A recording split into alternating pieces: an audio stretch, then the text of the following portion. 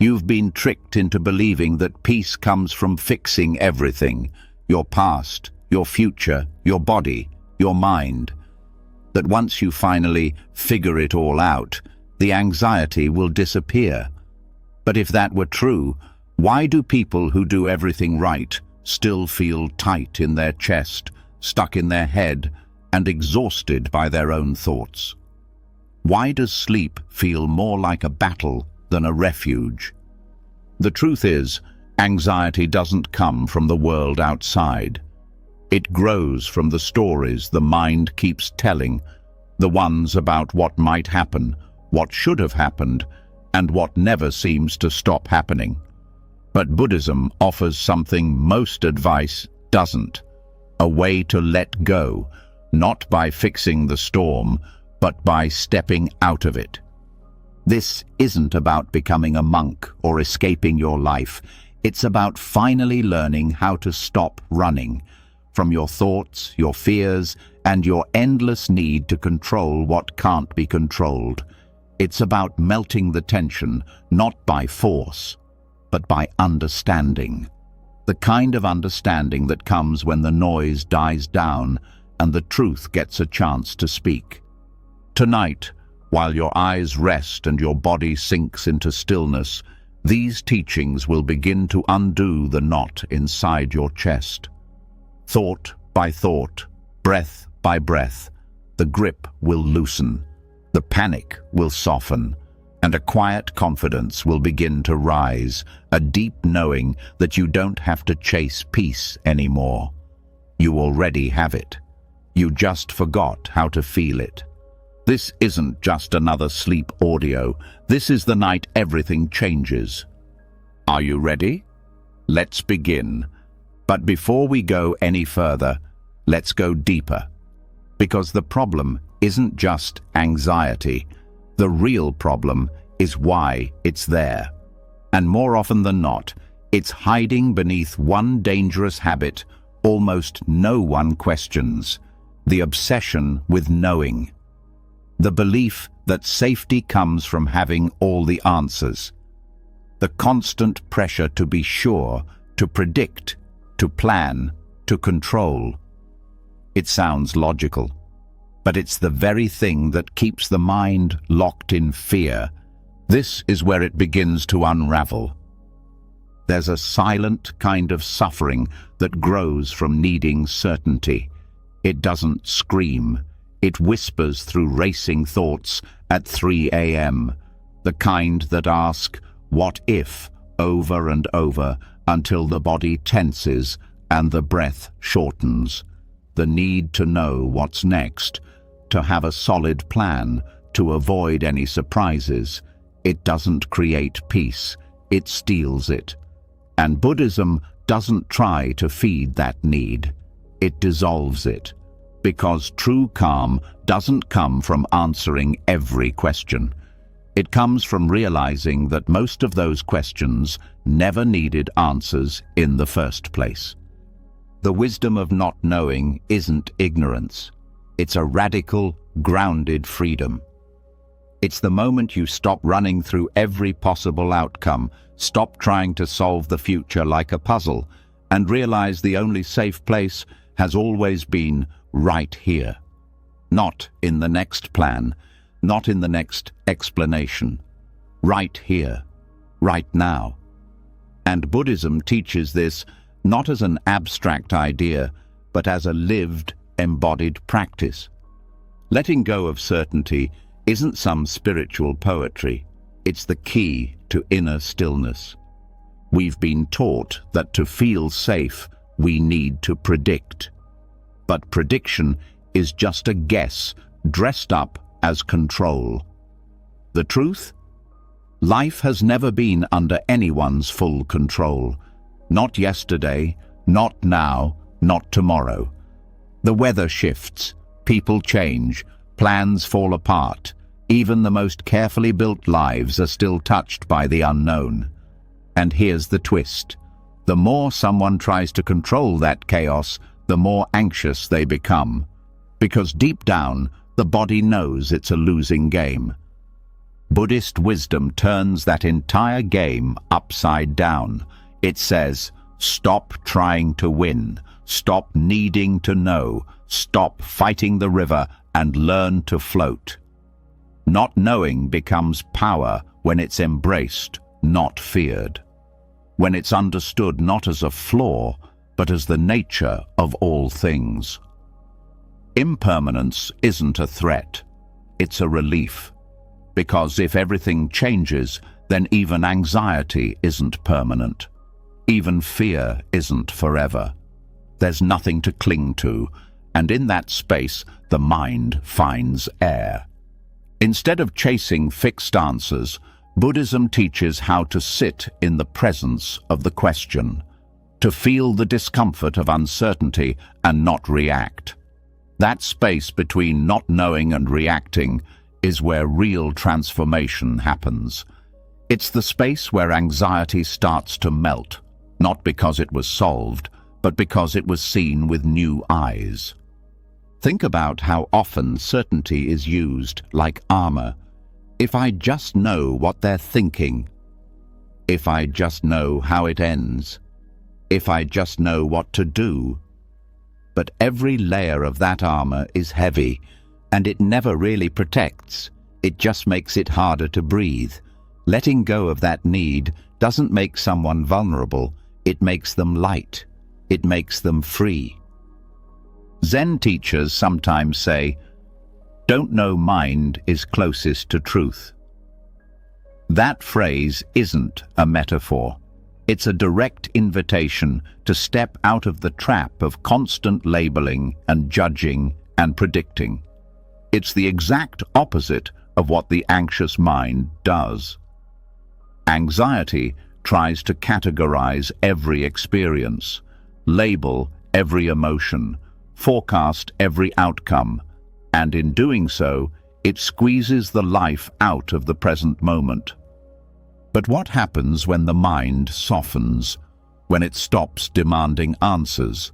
Something surprising takes its place, not confusion, not chaos, but clarity, a quiet, grounded awareness that doesn't need a name or a plan. This isn't giving up. This is waking up. One of the most powerful tools Buddhism offers is curiosity. Not the kind that needs facts, but the kind that gently asks, "What is this?" without rushing to define it. When anxiety arises, instead of trying to get rid of it or explain it, the practice is to meet it, see it, feel it, let it be without trying to fix it. Because in that gentle meeting, something shifts. The anxious energy loses its grip. The need to label fades, and awareness takes its place. This is why so many Buddhist practices begin with the breath. Because the breath doesn't need to be understood, it only needs to be felt. The breath is never in the future, it's always now. And every time attention returns to it, the mind drops a little bit of its obsession with knowing. A breath can't be predicted, it can only be received. That's the training, moment by moment, breath by breath, learning to receive what is instead of chasing what might be. What's extraordinary is how fast the nervous system responds to this. The body listens. When the mind no longer screams for control, the shoulders drop, the heartbeat slows, the stomach unclenches.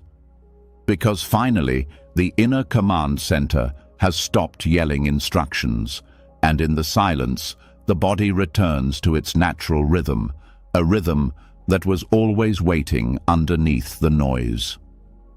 The practice of not knowing is also about humility. It admits what most of us try to hide, that we are not in control, that we don't have all the answers, that life is bigger than our plans. But instead of resisting that fact, Buddhism bows to it. And in that bowing, there's power, there's release, The kind of release that feels like finally putting down a burden no one asked you to carry in the first place.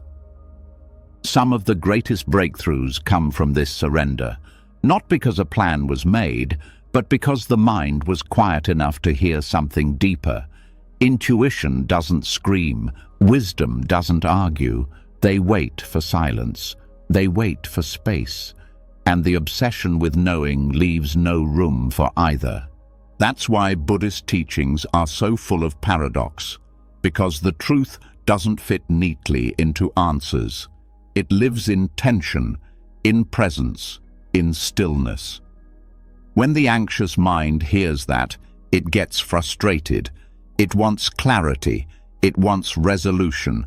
But the deeper self hears something else. It hears peace. Because peace isn't the absence of problems, it's the absence of needing to control them all. This shift is subtle but profound. It's the moment the inner voice says, "I don't know," and that's okay. It's not helpless, it's spacious, it's not giving up, it's giving in to the flow of life instead of the illusion of control.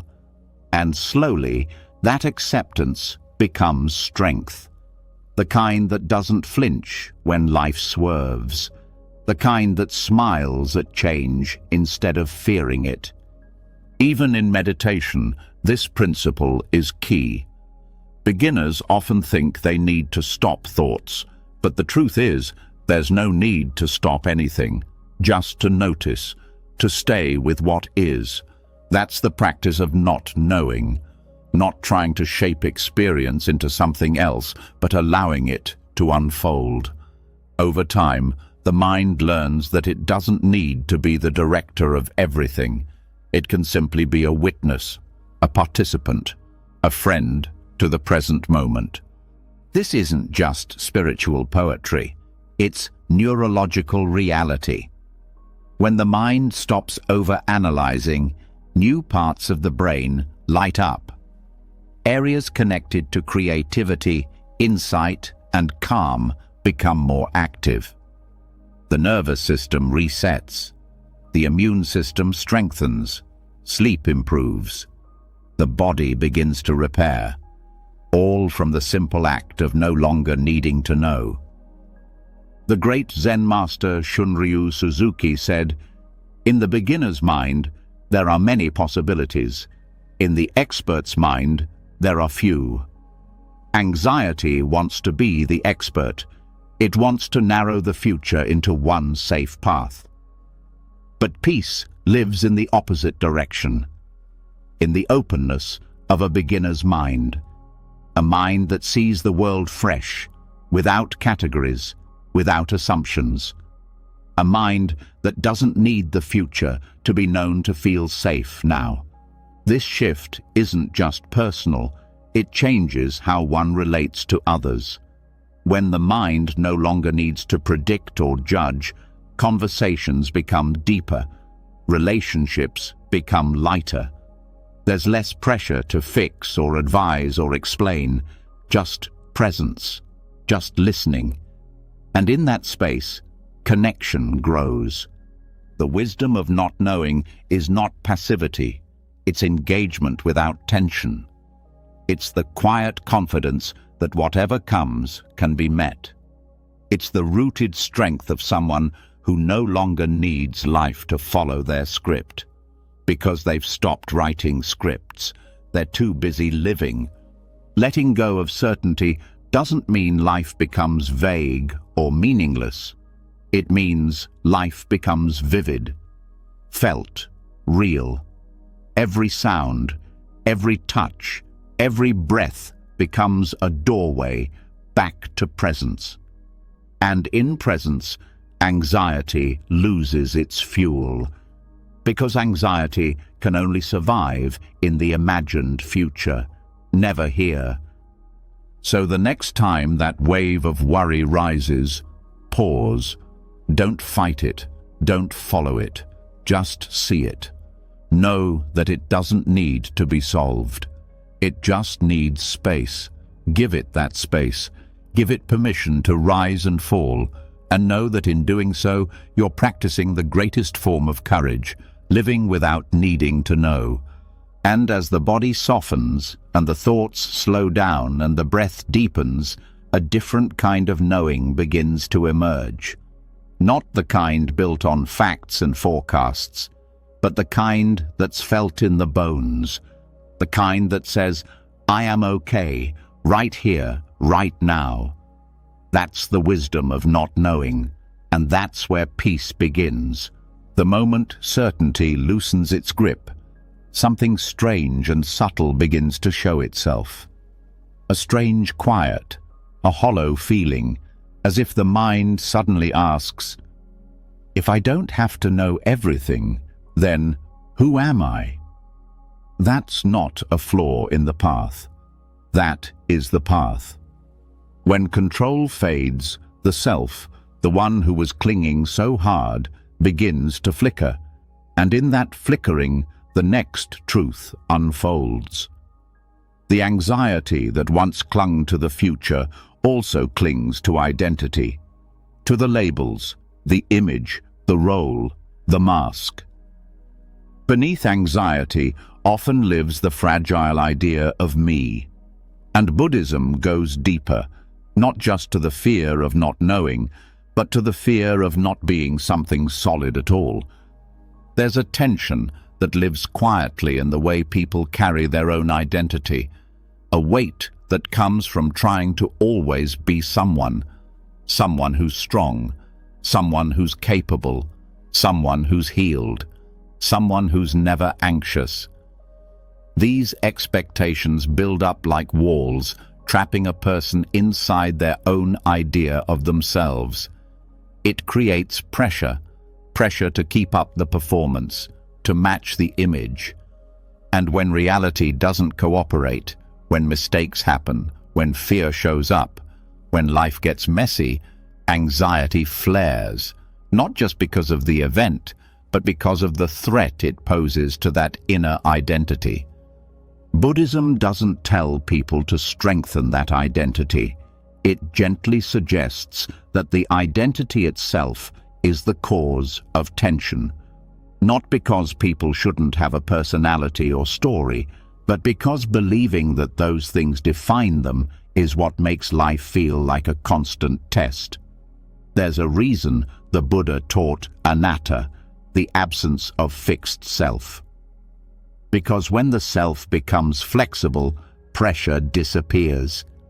When the mind no longer has to defend an image, peace becomes possible.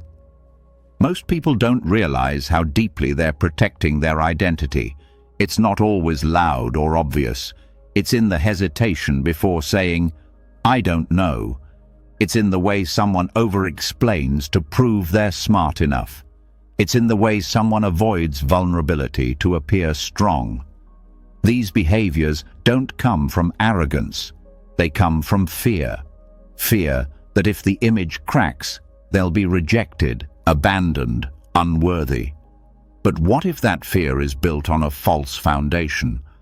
What if the image was never needed in the first place? When someone starts to observe their own identity instead of living inside it, something shifts. The anxiety that came from always needing to measure up begins to lose power. The shame that came from failing to be a certain version of oneself begins to lift, because there's nothing to defend anymore, nothing to hide, just a stream of experience moving through awareness. Thoughts come, emotions pass, roles change, and none of them need to be clung to. There's a deep misunderstanding that identity equals meaning, that without a fixed sense of self, life becomes empty. But that's only true when identity is seen as the source of worth. Buddhism points towards something else, that identity is a tool, not a truth, a useful fiction that helps navigate the world, but not something that needs to be worshipped. And when that fiction is seen clearly, it stops being a prison. The anxiety of identity also shows up in comparison. If someone believes they are their job, then someone else doing better feels like a threat. If someone believes they are their reputation, then criticism feels like destruction. But if identity is soft, if it's understood as temporary, then there's nothing to protect. There's room to grow, to fail, to laugh, to evolve. And with that space comes calm. Meditation helps reveal this directly, not through ideas, but through experience. Sitting in stillness, the mind begins to watch its own patterns. It sees the way it tries to hold on. I am this. I should be that. I must not be that. But with time and practice, those statements lose their grip. They become like clouds, brief, shifting, insubstantial. And slowly, identity starts to feel more like weather than architecture, not something permanent, just passing formations. What rises in the absence of fixed identity isn't emptiness in the way most people fear. It's not hollow, it's spacious, light, freeing, like walking into a room with all the windows open. There's a Buddhist phrase, emptiness is form, and form is emptiness. It sounds confusing, but it's pointing to something simple. That the very things people cling to, thoughts, roles, emotions, are only real when they're held lightly. And when they're seen clearly, their empty nature reveals something new.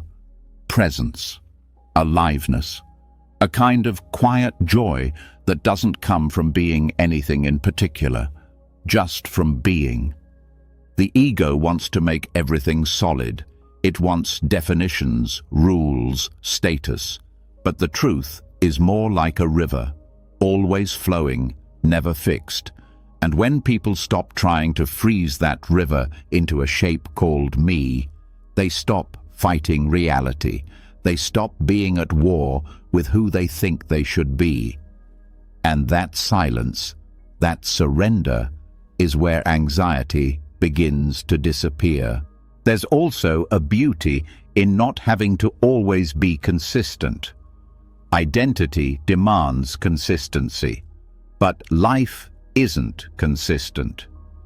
Some days someone feels strong, other days they fall apart. Some moments bring wisdom, others bring confusion. If a person believes they must always be one thing, they will suffer when they're not. But if they see the self as fluid, there's no punishment in changing. There's only movement. Even in relationships, this matters. Fixed identity creates conflict. You're supposed to be this kind of person. I thought I knew who you were. These expectations come from forgetting the truth of impermanence. When self is seen as a process instead of a product, compassion grows. There's less judgment, more room for surprise, less need to label, and more willingness to witness. The fear of losing identity is often tied to meaninglessness. But Buddhism shows that meaning doesn't vanish with ego, it expands. Without the pressure of being a certain someone, there's more space to connect, to serve, to love. Not because it proves anything, but because it feels natural, because the heart no longer needs validation, it just wants to give. And underneath all of this is one deep truth. Peace doesn't come from being somebody. It comes from not needing to be anybody. That doesn't mean giving up goals or passions. It means doing them without turning them into a measurement of worth. It means showing up to life as an open hand, not a clenched fist. In the end, the calm that comes from emptiness is not blankness. It's clarity. The kind that can laugh at its own seriousness. The kind that doesn't panic when plans fall apart. the kind that can hold sadness without collapse and joy without addiction, because there's no self to protect, just presence to return to. As thoughts drift, as the body begins to slow, let this understanding settle deep. The self is not a cage, it's a doorway, one that leads back to stillness every time you stop trying to define it. And in that stillness, anxiety dissolves, not because anything was fixed, but because the pressure to be fixed was finally released. When the weight of identity finally loosens, there's a moment of lightness. But right behind that space, something else tends to rise. Quieter, sneakier, harder to detect. A part of the mind that doesn't shout or cling, but watches, evaluates, judges. It's not trying to be cruel. It believes it's helping. It thinks it's keeping things together. But in truth, this constant internal monitoring, the observer that never stops watching, is one of the deepest roots of anxiety. And until that observer is seen clearly and gently released, peace will always feel just out of reach. There's a pressure that most people carry without even realizing it. It's the pressure of being watched by themselves. It's not just what others might think. It's the inner narrator that watches how you speak, how you move, how you feel, and instantly compares it to how you should be. It tracks your every word, questions your emotions, and whispers doubts the moment anything feels uncertain. This mental self-observer is not just exhausting, it's anxiety dressed in intelligence. It builds up over time, from school systems that reward performance over presence, from families that equate behavior with worth, from cultures that tell people to be polished, impressive, and mistake-free. Slowly, the mind learns to split. One part lives, the other part watches. And the more that second part grows, the more pressure builds. Because now, it's not just about being, it's about being seen, even when no one is around. That's the prison, being followed everywhere by your own commentary. Buddhism approaches this not by trying to destroy the inner observer, but by seeing it for what it is. A pattern, a habit, a survival tool that stayed long after it was needed. When mindfulness is misunderstood, it can even feed this pattern. People here watch your thoughts and turn it into a performance. They try to meditate perfectly. They try to feel the right way. Even their silence becomes self-conscious. And suddenly, even spiritual practice becomes part of the inner checklist. But true mindfulness isn't more self-monitoring. It's less. It's noticing without analyzing, witnessing without correcting. It's not turning life into a test, but seeing it as unfolding experience. This difference is subtle, but it changes everything. Because when the inner observer softens, the nervous system begins to rest. The muscles unclench. The breath deepens. The constant background noise starts to fade. The habit of self-monitoring often hides behind perfectionism, a belief that if everything is controlled, anxiety will stop. But perfectionism is just fear wearing a mask. The fear of being wrong, the fear of being rejected, the fear of being seen as inadequate. And the observer tries to prevent that by catching every mistake before anyone else can. But in doing so, it replaces real life with constant mental rehearsal. This is why some people feel anxious even when nothing is wrong, because their inner environment is full of tiny threats. Did I say that right? Was that the right decision? What will they think? It's like being in a job interview all day long, even at home. And that tension doesn't leave the body just because the room is quiet. It leaves when the inner voice stops narrating everything like it's a courtroom transcript. One of the most effective practices in Buddhism to soften the inner observer is the use of open awareness.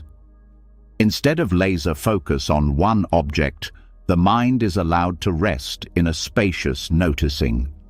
Sounds come and go, thoughts pass like clouds, sensations arise and fade.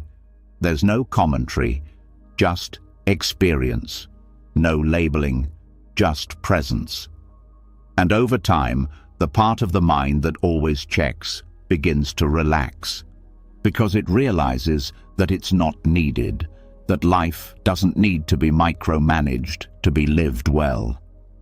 There's also the practice of radical permission, allowing whatever is present to be exactly as it is, not because it's ideal, but because fighting it only feeds anxiety. When sadness shows up, let it stay. When awkwardness comes, let it be seen. When thoughts race, let them run without chasing them. This is how the inner observer loses fuel, because it feeds on resistance, on trying to fix, control, or perfect every moment. People often think letting go of the observer will lead to recklessness or loss of standards, but the opposite is true. Without constant self-monitoring, actions come from a deeper place, from intuition, from authenticity. The voice isn't rehearsed, it's real. The smile isn't measured, it's sincere. The presence isn't staged, it's true. This shift doesn't happen overnight, but it begins the moment the inner observer is seen clearly. Not as an enemy, but as an outdated habit, one that may have once served a purpose, but now only holds back peace. Gently, patiently, with kindness, that habit can be unlearned. Not through more rules or more performance, but through trust. Trust in the body, trust in the heart, trust that life knows how to live itself, even without constant supervision. There's also something important to know. The inner observer often speaks in the voice of anxiety. It predicts failure before anything even begins. It turns neutral moments into danger signals. It constantly asks, "What if this goes wrong?" And in doing so, it creates tension where none existed.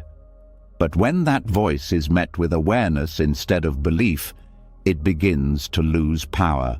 It becomes background noise, not a command center. Sometimes, the way forward is to stop fighting that voice and start noticing its patterns. There it is again.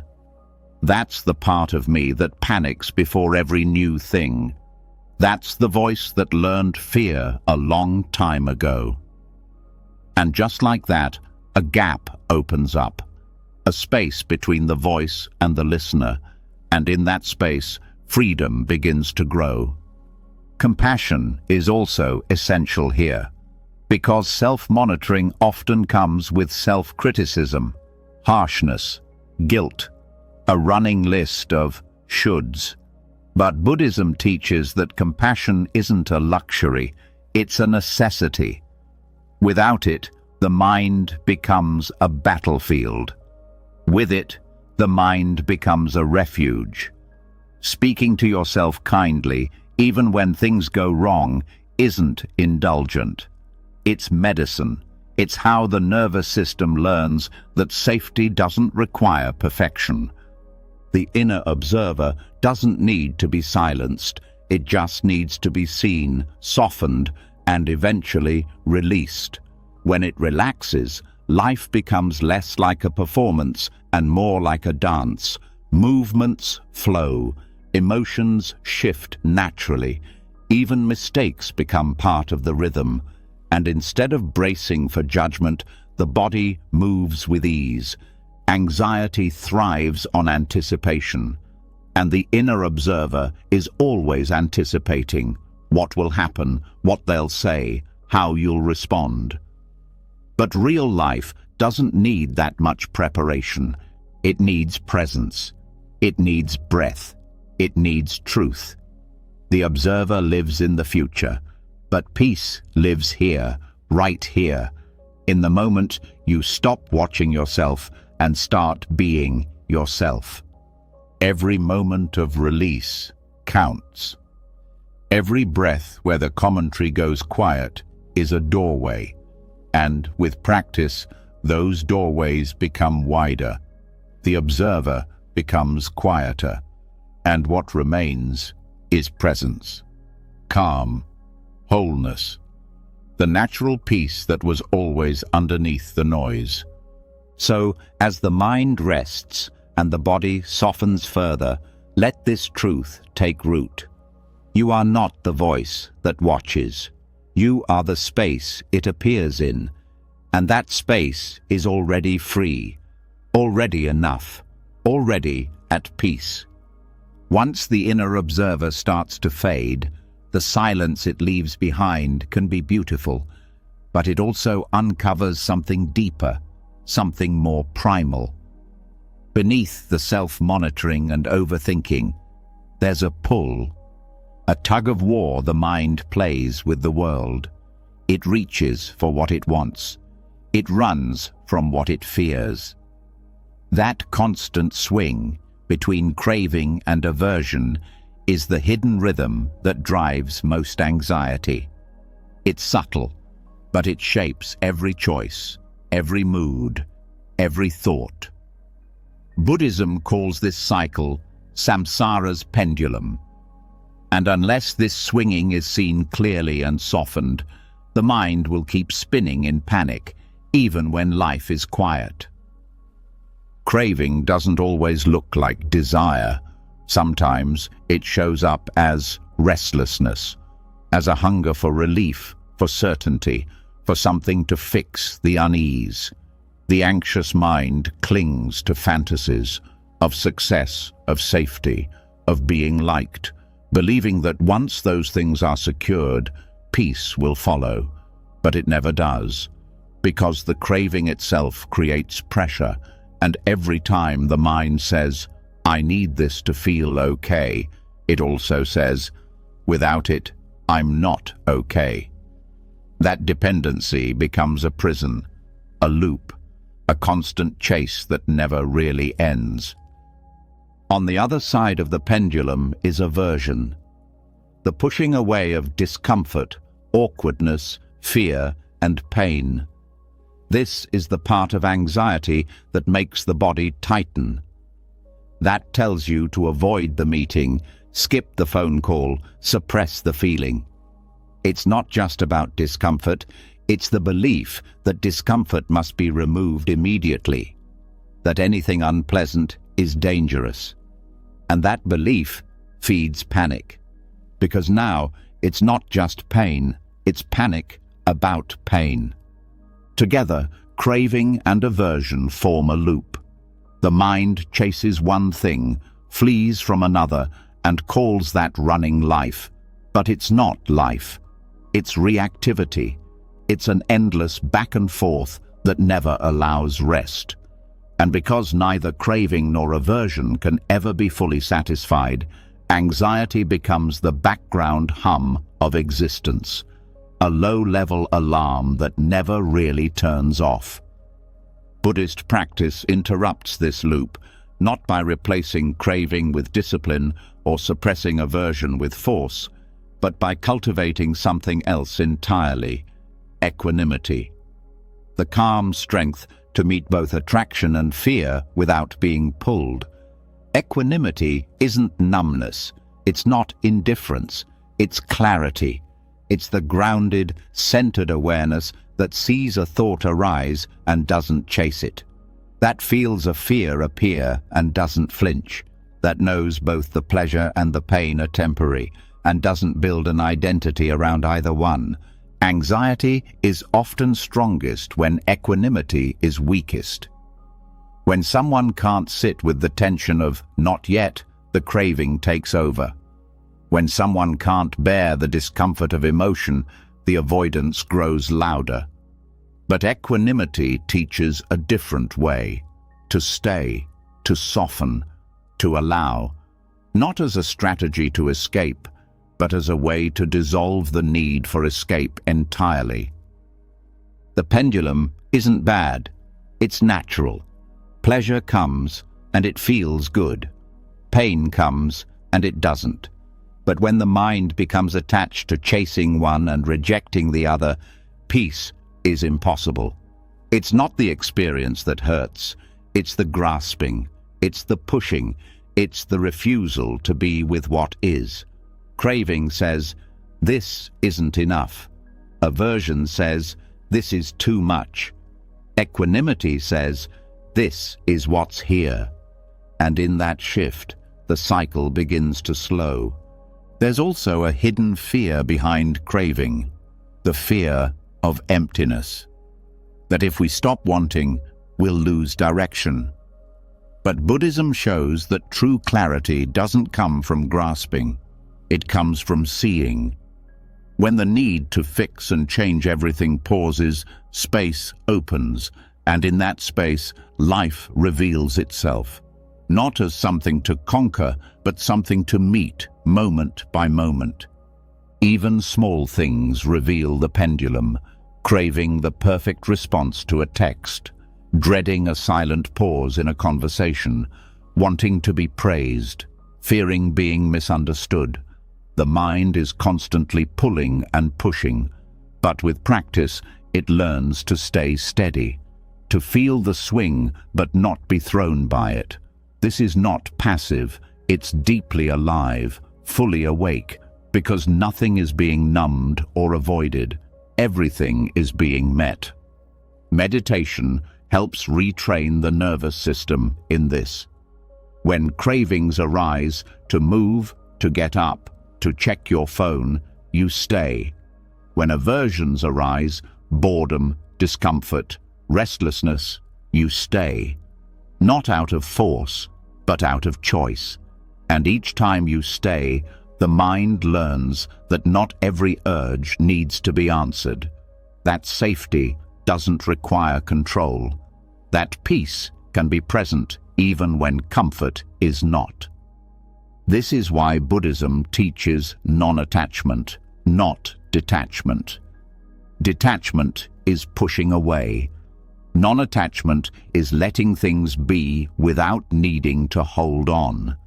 It's the difference between rejecting the world and being free within it. And this freedom is what stops the pendulum, not by freezing it, but by stepping off the ride entirely. Some of the most common anxieties, fear of failure, fear of judgment, fear of loss, are rooted in the pendulum. Wanting to succeed, wanting to be liked, wanting to feel safe, and fearing the opposite. But when the craving dissolves, so does the fear, because there's no longer something that must be achieved or avoided for the self to be okay. There's also a misunderstanding that equanimity will make life dull, but the opposite is true. When you're no longer constantly reacting, you can actually see. The sky is clearer, the moment is sharper. Emotions are deeper, but lighter. Joy isn't a high, it's a still, quiet warmth. Sadness isn't a pit, it's just a passing wave. There's no longer a need to hold or fix, just to feel and move and return. In daily life, equanimity looks like patience during chaos, like silence in the face of pressure, like kindness when it's not easy. It doesn't mean feeling nothing. It means not being owned by what you feel. It means being able to experience without clinging, to love without needing, to hurt without collapsing. This doesn't happen through theory.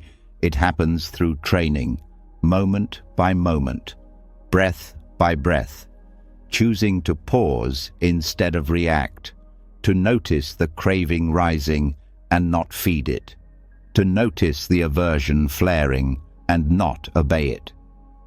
That pause is sacred.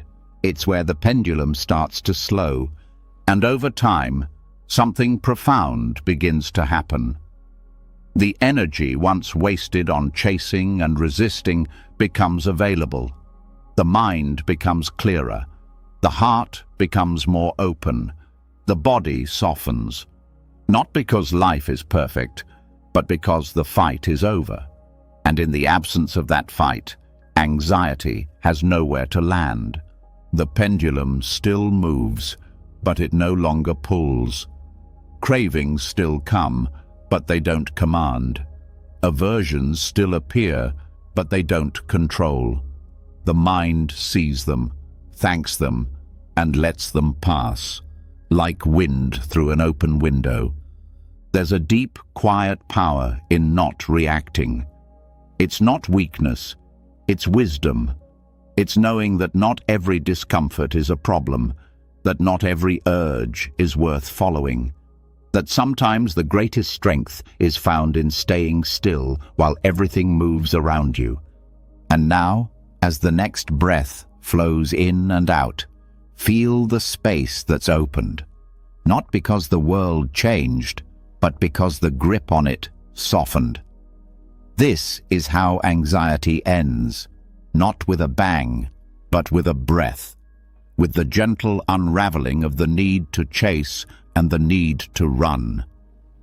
As the swing between craving and aversion begins to slow, something unexpected is revealed. Even after the thoughts settle, even after the need to chase or run fades, a residue remains. It doesn't speak in words. It doesn't even form clear thoughts. It lives in the chest, in the shoulders, in the breath. It tightens the jaw without permission. It shortens the inhale before danger appears. It curls the body inward without any conscious choice. This is the echo of old experiences, the body's memory of fear. And until that memory is met and gently released, anxiety will always have a place to hide, even in silence. Many people believe their anxiety lives only in the mind. But the body tells a different story. A story of old moments still being replayed under the surface. Times when it wasn't safe to relax. Moments when the body had to armor itself to survive. These reactions become embedded, not because the person is broken, but because the nervous system learned something it never got the chance to unlearn. Over time, this conditioning becomes so familiar, it stops being noticed. But the tightness is still there. The shallow breath, the clenching, the racing pulse, and it all whispers the same message: something is wrong. But what if nothing is wrong anymore? What if the moment of danger has passed, but the body hasn't realized it yet? This is where Buddhist insight meets somatic healing. Because Buddhism doesn't stop at calming the mind, it goes all the way into the body, into the breath, into the places where emotion hides in silence. And one of the most powerful tools for releasing that hidden anxiety is body scanning meditation. Body scanning is not about fixing posture or relaxing muscles by force. It's about presence, awareness, noticing without judgment, meeting the body exactly as it is and letting it speak in its own way. The process is simple, but what it reveals is profound. Moving attention slowly through each part of the body, not to change it, but to feel it, to sense what it's holding, to let awareness melt into every corner the mind usually ignores. This kind of attention is not mechanical. It's soft, gentle. It doesn't analyze or explain. It just feels. And in that feeling, tension starts to release. Not because it was commanded to, but because it was finally heard. The body doesn't need to be pushed. It needs to be seen. And when awareness meets sensation with patience, the nervous system learns it's safe to let go. Trauma doesn't always come from dramatic events. It can come from years of small moments where someone felt unseen, unsafe, or unprotected. These moments accumulate, and the body stores them like layers of armor. Shoulders lift to guard against criticism. The belly tightens to brace against uncertainty. The throat constricts to hold back words that were never allowed. And over time, these patterns become chronic, normal, invisible. But they're not permanent. They're only waiting to be felt. Buddhism doesn't treat the body as separate from the mind. It sees them as one expression of awareness. So, healing must include both. Thoughts may calm with meditation, but until the body is included, the work is unfinished. That's why Buddhist practice often includes mindful movement, walking meditation, and posture awareness, not as exercises, but as doorways. Every step, every breath, every sensation is a chance to reconnect, to feel what's been forgotten. Releasing stored anxiety in the body is not about perfection. It's not about reaching a state of complete relaxation and staying there. It's about relationship, meeting the body like an old friend who's been carrying too much for too long, asking it, without force, what are you holding? What can be let go now? What has already passed? Sometimes the most healing thing is to feel discomfort fully, not to solve it, not to numb it, just to stay present with it. This presence teaches the body that it no longer needs to be in defense mode, that it doesn't have to contract to be safe, that rest is not a weakness, but a birthright. The breath is one of the most powerful tools in this work, not by controlling it, but by feeling it, letting it guide the scan, noticing where it flows easily and where it gets caught. These stuck places are not problems, they're messages. The body doesn't lie. It remembers what the mind has forgotten. But with each breath that moves deeper, each exhale that softens resistance, that memory begins to shift. The story begins to change. Equanimity, explored earlier, becomes even more important here. Because sometimes what arises during a body scan is uncomfortable. Tightness, heat, sadness, a trembling. But equanimity allows it to be there without panic, without labeling it as wrong. This non-reactive awareness is what allows true healing, not suppressing, not fixing, just staying, just being with. Over time, this builds trust. The body starts to trust awareness. It starts to feel safe in presence. And when that trust grows, the old patterns begin to unravel on their own. The shoulders drop, the belly softens, the breath deepens, and all without force. Because healing is not about control, it's about safety. And safety is born through kindness. Kindness toward the body is radical, especially in a culture that teaches control, discipline, and appearance over inner reality. But Buddhism invites a different approach, one that values stillness over performance, one that bows to sensation rather than trying to dominate it. This bowing is not submission, it's wisdom. It says, I trust the intelligence of this body, and that trust dissolves fear. Some people wonder why anxiety lingers even after therapy, medication, or mindset shifts. Often, it's because the body wasn't included in the healing.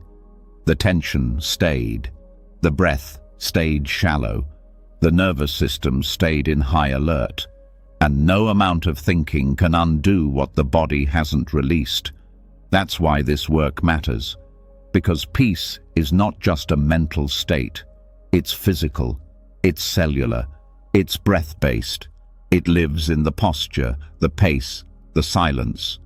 There is no right way to do this. Some people scan from head to toe.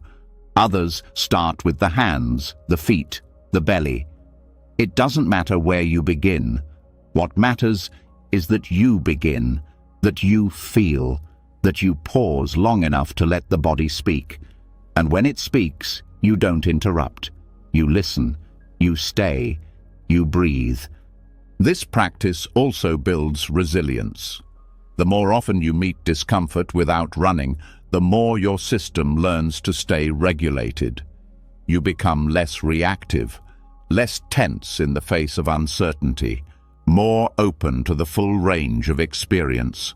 And anxiety begins to fade, not because you fought it, but because you no longer feared it. There will be days when tension returns, when the body tightens for no clear reason. That's not failure, that's memory. And memory doesn't need to be erased to be released. It needs to be held, like a child, gently, with patience, with care. The great teachers of Buddhism knew this, that real freedom doesn't live in grand ideas. It lives in the small moments when you feel your feet on the ground, your breath in your belly, your heart beating in your chest. And you know, without thinking, that you are safe right now. And that's what this is about. Not escaping, not transcending, but returning again and again to the body, to the breath, to the place where anxiety begins and ends. So, let the next breath come with ease.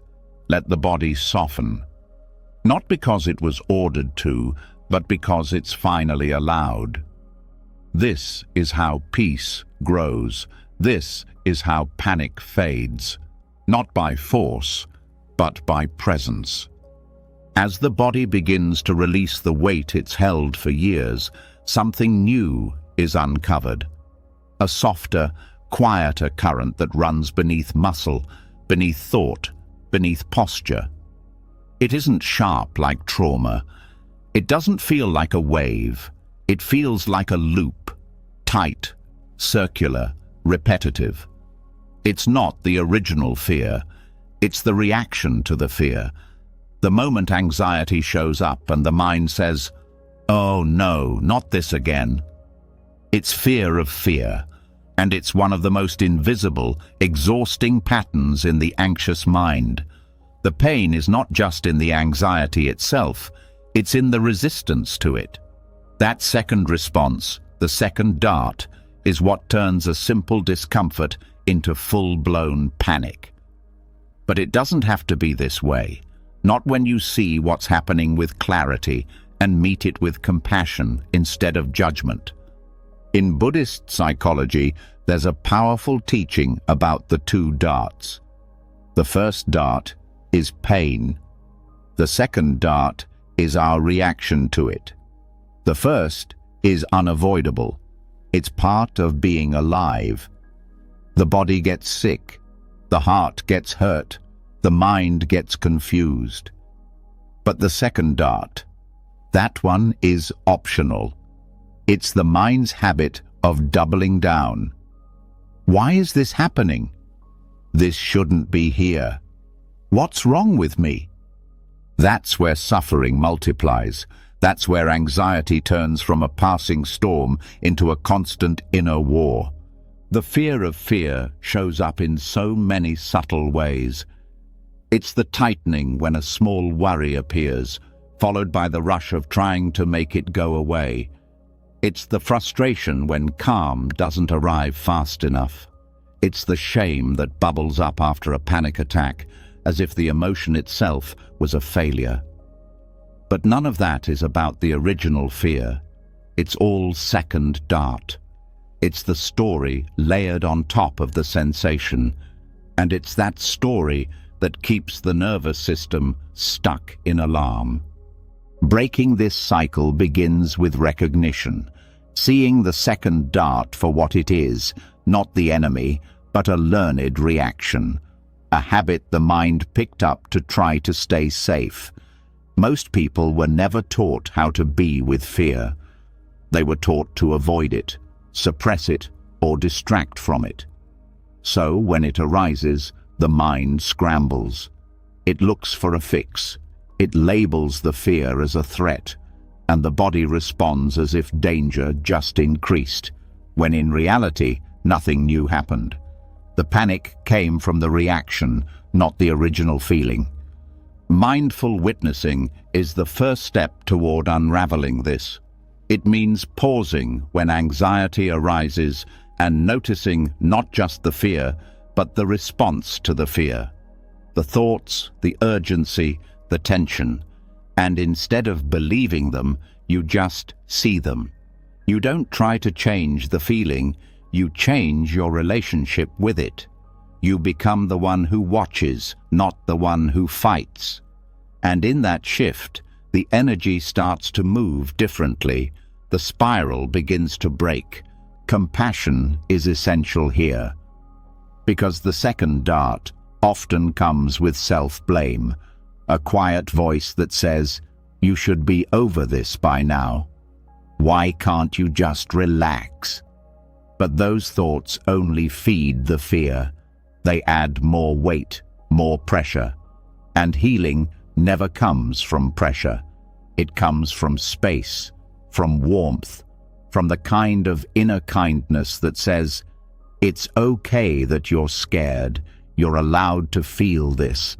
That simple permission begins to undo the panic. The mind fears fear because it believes it will last forever. That once anxiety starts, it won't stop. That it will take over, ruin everything, spin out of control. But that belief isn't true. It's just unexamined. When you sit with fear without adding resistance, you discover something surprising. Fear rises, peaks, and fades, just like every other emotion. It doesn't need to be fixed, it just needs to be allowed.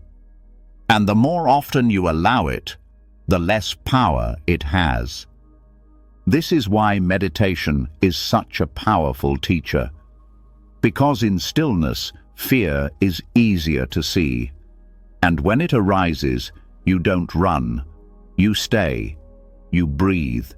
You watch. And slowly, the second dart loses its edge.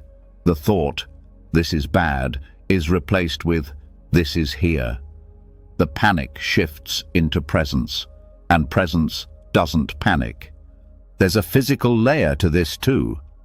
Fear of fear tightens the breath. It narrows the eyes. It hunches the shoulders. But when you notice that and soften, the body sends a different signal to the brain. We're not in danger. The nervous system begins to calm, not because you forced it to, but because you stopped feeding the fire. You let the flames burn out naturally. Over time, this becomes a new habit. The first dart may still come, an old memory, a racing thought, a flicker of panic, but the second dart doesn't follow. Or if it does, it fades quickly. And suddenly, you're not afraid of fear anymore. You don't need to run from it. You don't even need to fix it. You just know how to meet it, and that knowing is power. This kind of healing isn't flashy. It doesn't look dramatic. It happens in the quiet moments, in the space between the thought and the reaction, in the breath between tension and surrender. And each time you choose awareness over resistance, compassion over criticism, you rewire the mind. You teach it that fear is not the enemy, it's just another visitor, and like every visitor, it leaves when it's no longer entertained. There's also a shift in language that helps, moving from "I am anxious" to "anxiety is here." That small change creates space. It separates the feeling from your identity. You are not your fear. You are not your panic. You are the awareness that holds all of it. And that awareness is unshaken. This is what Buddhism points to again and again, the nature of mind as a spacious field. Emotions arise within it, but they are not it. They pass through like weather, and fear, when met with equanimity, has nowhere to land. It becomes just another part of the landscape, not a storm, just wind. It's important to say this clearly. Fear of fear is not weakness. It's conditioning. It's what happens when people are never taught how to sit with their own discomfort. But you are learning now. You're building the capacity to meet fear with something stronger than resistance. You're learning to meet it with presence. And presence doesn't ask questions like, "Why is this happening?" It asks, "Can I stay? Can I feel this? Can I soften right here?" And even if the answer is no at first, the asking itself is a door, a new path, a shift away from panic and toward peace. Fear will still visit, but it won't stay as long. It won't speak as loudly. It won't run the show, because now it's being met by someone new, someone calmer, kinder, and more awake. So let the next breath be full. Let it move through your chest without needing to change it. Let fear be here if it needs to be. And know that it's not a failure. It's just a flicker of human experience passing through an infinite sky. When fear no longer triggers fear and the second dart begins to dissolve in awareness, the mind finds stillness. But there's something deeper that still stirs beneath the surface. A quiet hum that never really goes silent. It's the sense that something is always coming, that something must always be prepared for, a future that hasn't arrived but already feels urgent. This invisible pressure doesn't always scream.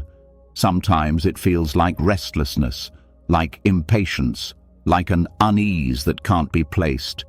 And it all comes from one place: time. Not time as it truly is, but time as the mind imagines it.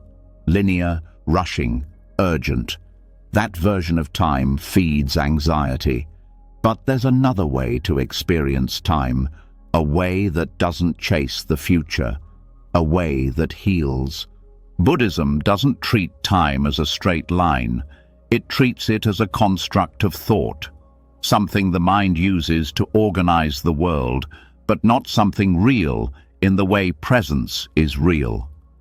Most of the stress people carry doesn't come from this moment. It comes from what they think this moment will lead to, from the imagined consequences of what's not yet happened. And that future thinking pulls attention out of the body, out of awareness, into a mental world that never settles. Meditation cuts through this illusion by bringing attention back to what doesn't move, this breath, this sensation, this stillness. Clock time is useful, but it's not always helpful. There's a difference. It helps organize schedules, plan tasks, meet others. But when clock time becomes the lens through which the inner world is measured, peace becomes impossible. Because no matter how present someone tries to be, the mind keeps asking, what's next? It keeps measuring, judging, counting, and in that counting, life is missed. Anticipatory stress is a direct byproduct of linear time perception. The idea that something in the future could go wrong, that one must be ready, that now is only useful if it's building toward later. But the truth is, now is already complete. It doesn't need to prove itself by becoming something else. Meditation teaches the body and mind to rest in that, to feel the fullness of a moment that doesn't lead anywhere. That simply is. There's a moment in deep meditation when the usual sense of time fades. The body is still, the mind is quiet, and the question, "How long have I been here?" disappears. Not because the clock stopped, but because attention is no longer trapped in the idea of minutes and hours. This is what non-linear time feels like, not an abstract theory, but a felt experience, a sense of timelessness. Not infinite time, but freedom from needing time to do anything. This state doesn't require years of retreat. It begins in small moments, pauses, gaps in thought, the silence between words, the stillness between breaths. These are the entry points, and the more the mind learns to notice them, the less grip the future has. Because what feels so urgent is often not the event itself, but the projection around it. What if becomes a loop that never resolves. But when time stops mattering, the loop has nowhere to go. It unravels. Non-linear perception also frees people from the need to rush. Anxiety thrives on speed, on urgency, on the belief that one is always behind. But Buddhist teachings don't rush, they unfold. Like breath, like nature, like seasons. Each moment opens into the next without force, without needing to get somewhere. And in that pace, peace grows. One of the most powerful realizations is that the future does not exist in any real sense. It's always imagined, always a construction. And when that construction is seen through, what remains is now. This now may be uncomfortable or joyful or neutral, but it's real, it's touchable. And that reality is grounding. It breaks the fantasy of future disaster. It allows the nervous system to reset. The practice of non-linear time also rewires how people relate to productivity. So much anxiety is tied to the feeling of falling behind, of not doing enough. But when presence becomes the focus, the obsession with outcomes fades. Tasks are done with attention, not tension. Conversations happen with care, not calculation. The moment becomes the goal, not just the path to a goal. There's also healing in letting go of deadlines inside the heart. Emotional healing doesn't follow a clock. Growth doesn't follow a calendar. And trying to force them to move faster only creates more stress.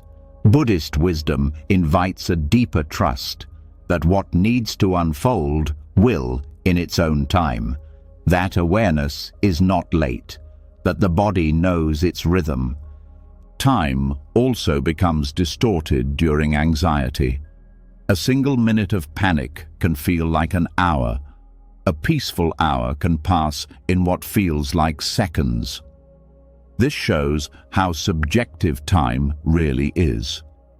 The mind controls the experience of time, not the clock. So when the mind settles, time becomes soft, spacious.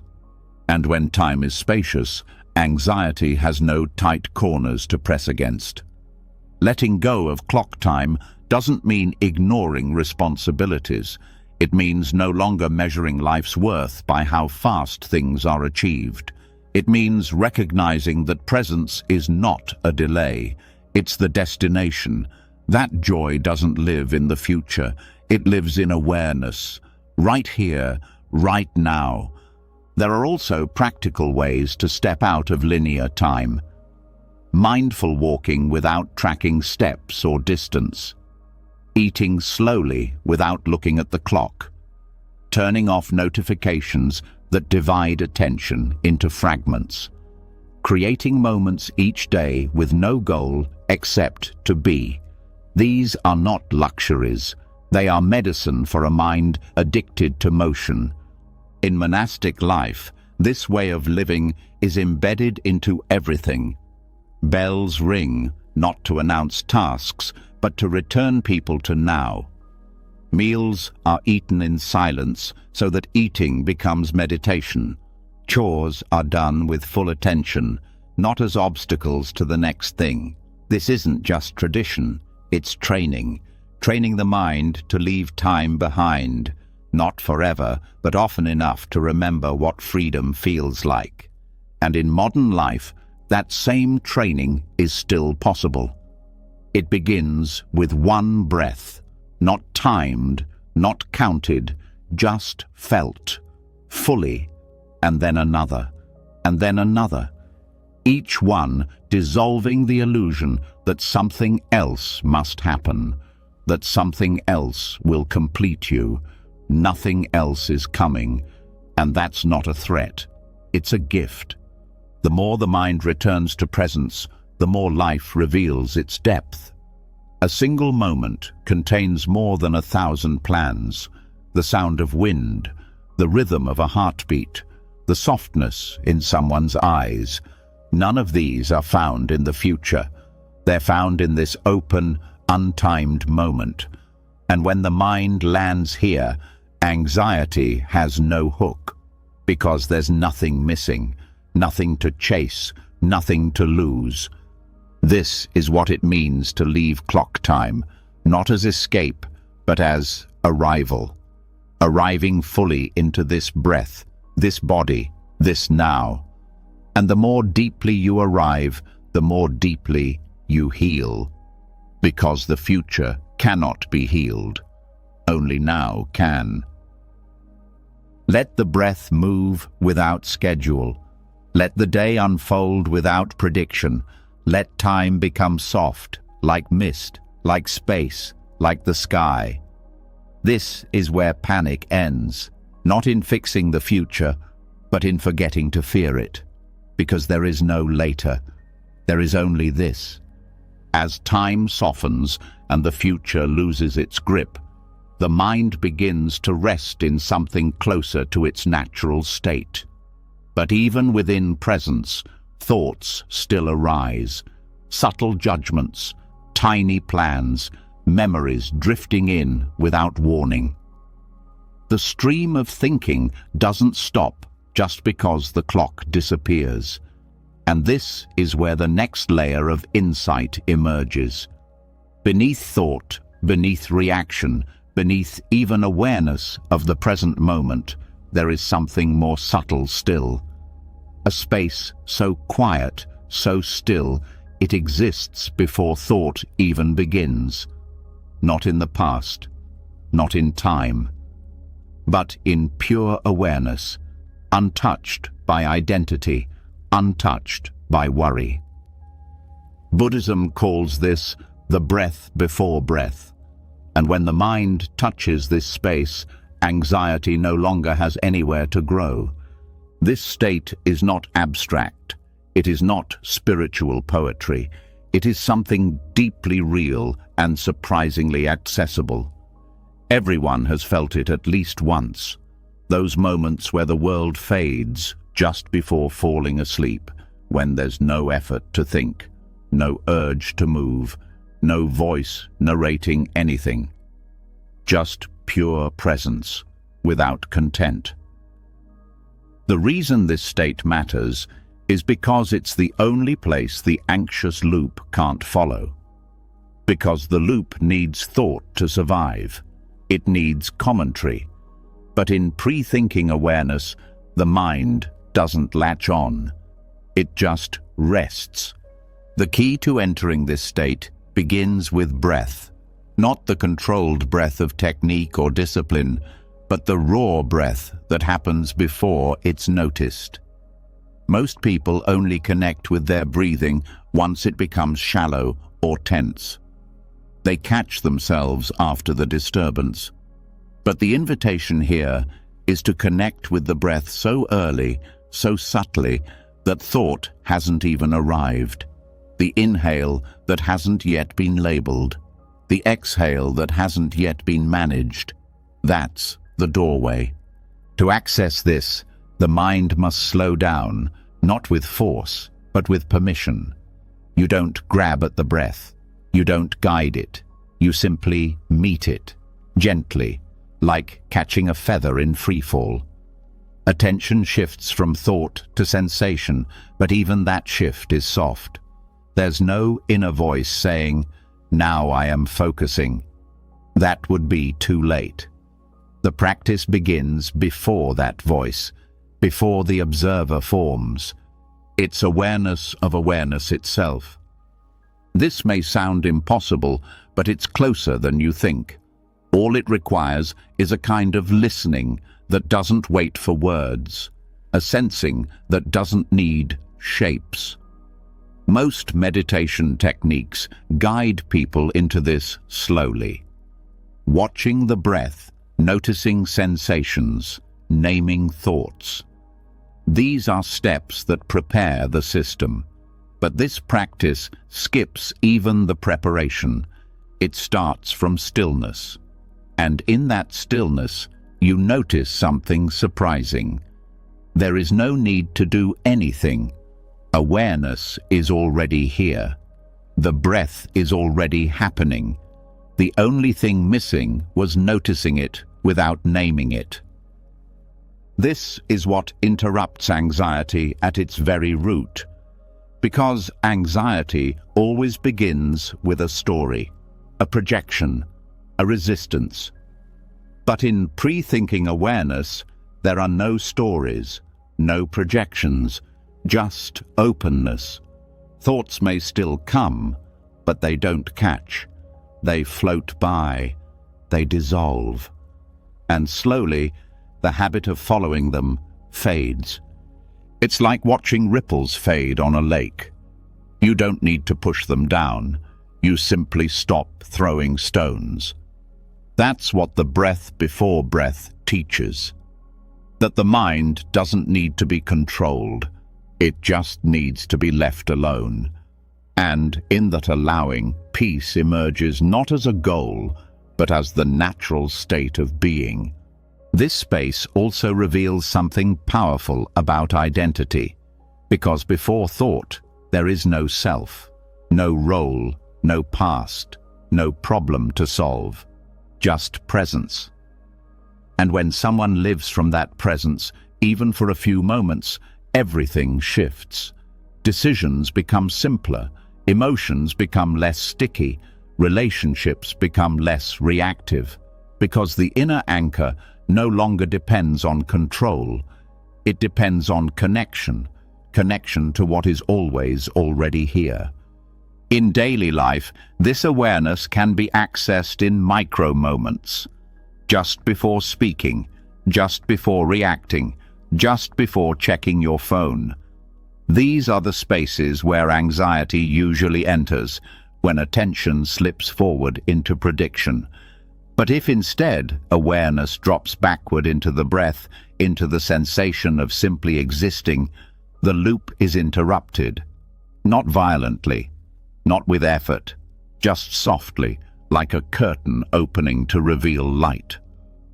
One way to practice this is to sit in silence with no goal, no breath count, no mantra, just a simple intention to notice the first breath, not the second, not the 10th. The first one, the one that rises before the mind, catches it. You won't always find it, but the act of looking shifts something. It rewires the nervous system away from problem solving and into presence.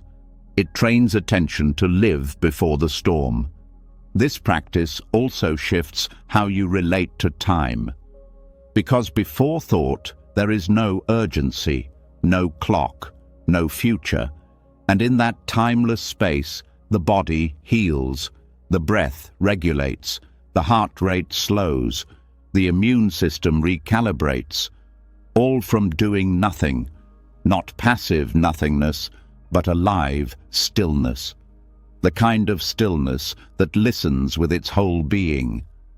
Over time, this becomes less of a practice and more of a home. A place the mind naturally returns to when panic arises, not to escape, but to remember that you are not the anxious thought. You are the space it appeared in, and that space cannot be harmed. What's powerful is that this doesn't require special conditions. You don't need a meditation cushion. You don't need silence. You don't even need to close your eyes. You just need a breath. One breath that is felt, not manipulated. One breath that arrives before thinking begins. And from that breath, everything else slows down. There's also a sense of intimacy that comes with this. You are meeting yourself before the mask, before the role, before the nervousness. You are meeting the you that existed before anxiety had a name, before fear became a habit. This meeting is not dramatic, it's quiet, but it changes everything. Because once you know that this space exists, you are never fully caught again. Even in the middle of chaos, you remember. There's something behind this, something deeper than the noise. In Buddhist language, this is sometimes called original mind or beginner's mind. But labels don't matter. What matters is the experience. That soft landing in awareness that asks nothing and gives everything. The freedom of not needing to improve or analyze or defend. Just to be. And that being becomes the foundation, the new default. So when thoughts rush in, they are met with space. When fear starts to climb, it is met with stillness. Not resistance, just awareness that is rooted in something older than fear, something more trustworthy than thought. This doesn't mean you won't feel anxiety again.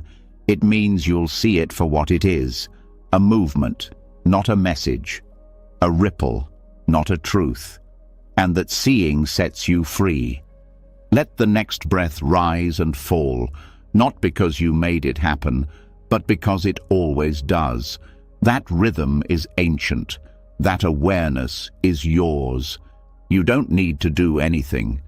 You are already resting in the space before thought, the breath before breath. And in that space, everything is calm. Even after touching the space before thought, after finding the breath untouched by words, something still pulls.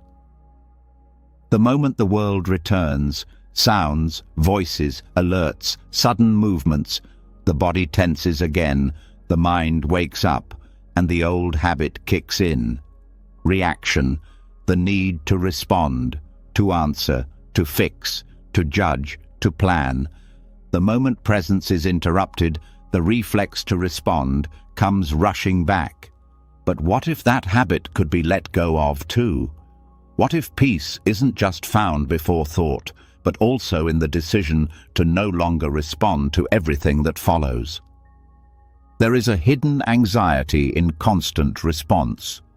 Most people feel responsible for every sound they hear, every message they receive, every feeling that rises inside them. It doesn't feel like a choice. It feels automatic. Someone speaks, and the mind prepares a reply. A phone buzzes, and the hand reaches for it. A thought arises, and attention follows. But the truth is, not everything requires a response. Not every sound is a call. Not every feeling is a command. When the need to react to everything dissolves, space opens, and in that space, real calm begins. The nervous system is shaped by how often it is pulled. Each time the mind rushes to react, It confirms the belief that something outside or inside must be handled right now. This creates a cycle of urgency. The body tightens, the heart speeds up, the breath becomes shallow. Even when nothing is wrong, the inner state mimics an emergency.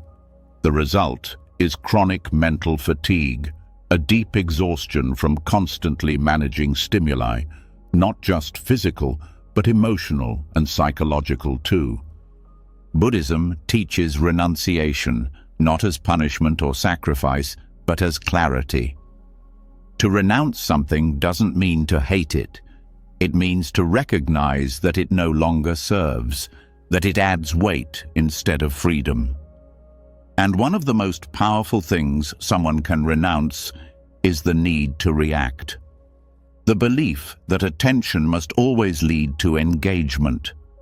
That awareness must be followed by action. This belief isn't natural.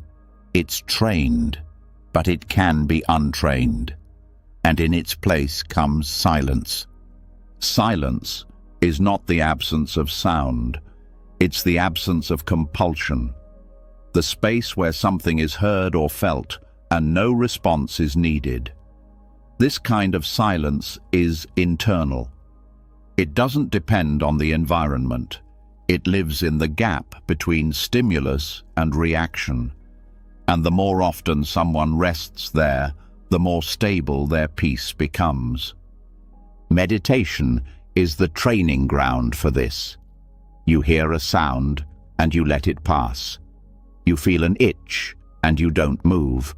A thought appears and you watch it leave.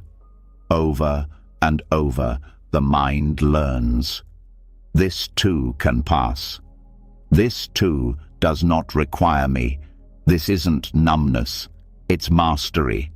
It's the ability to choose when and how to engage instead of being pulled automatically.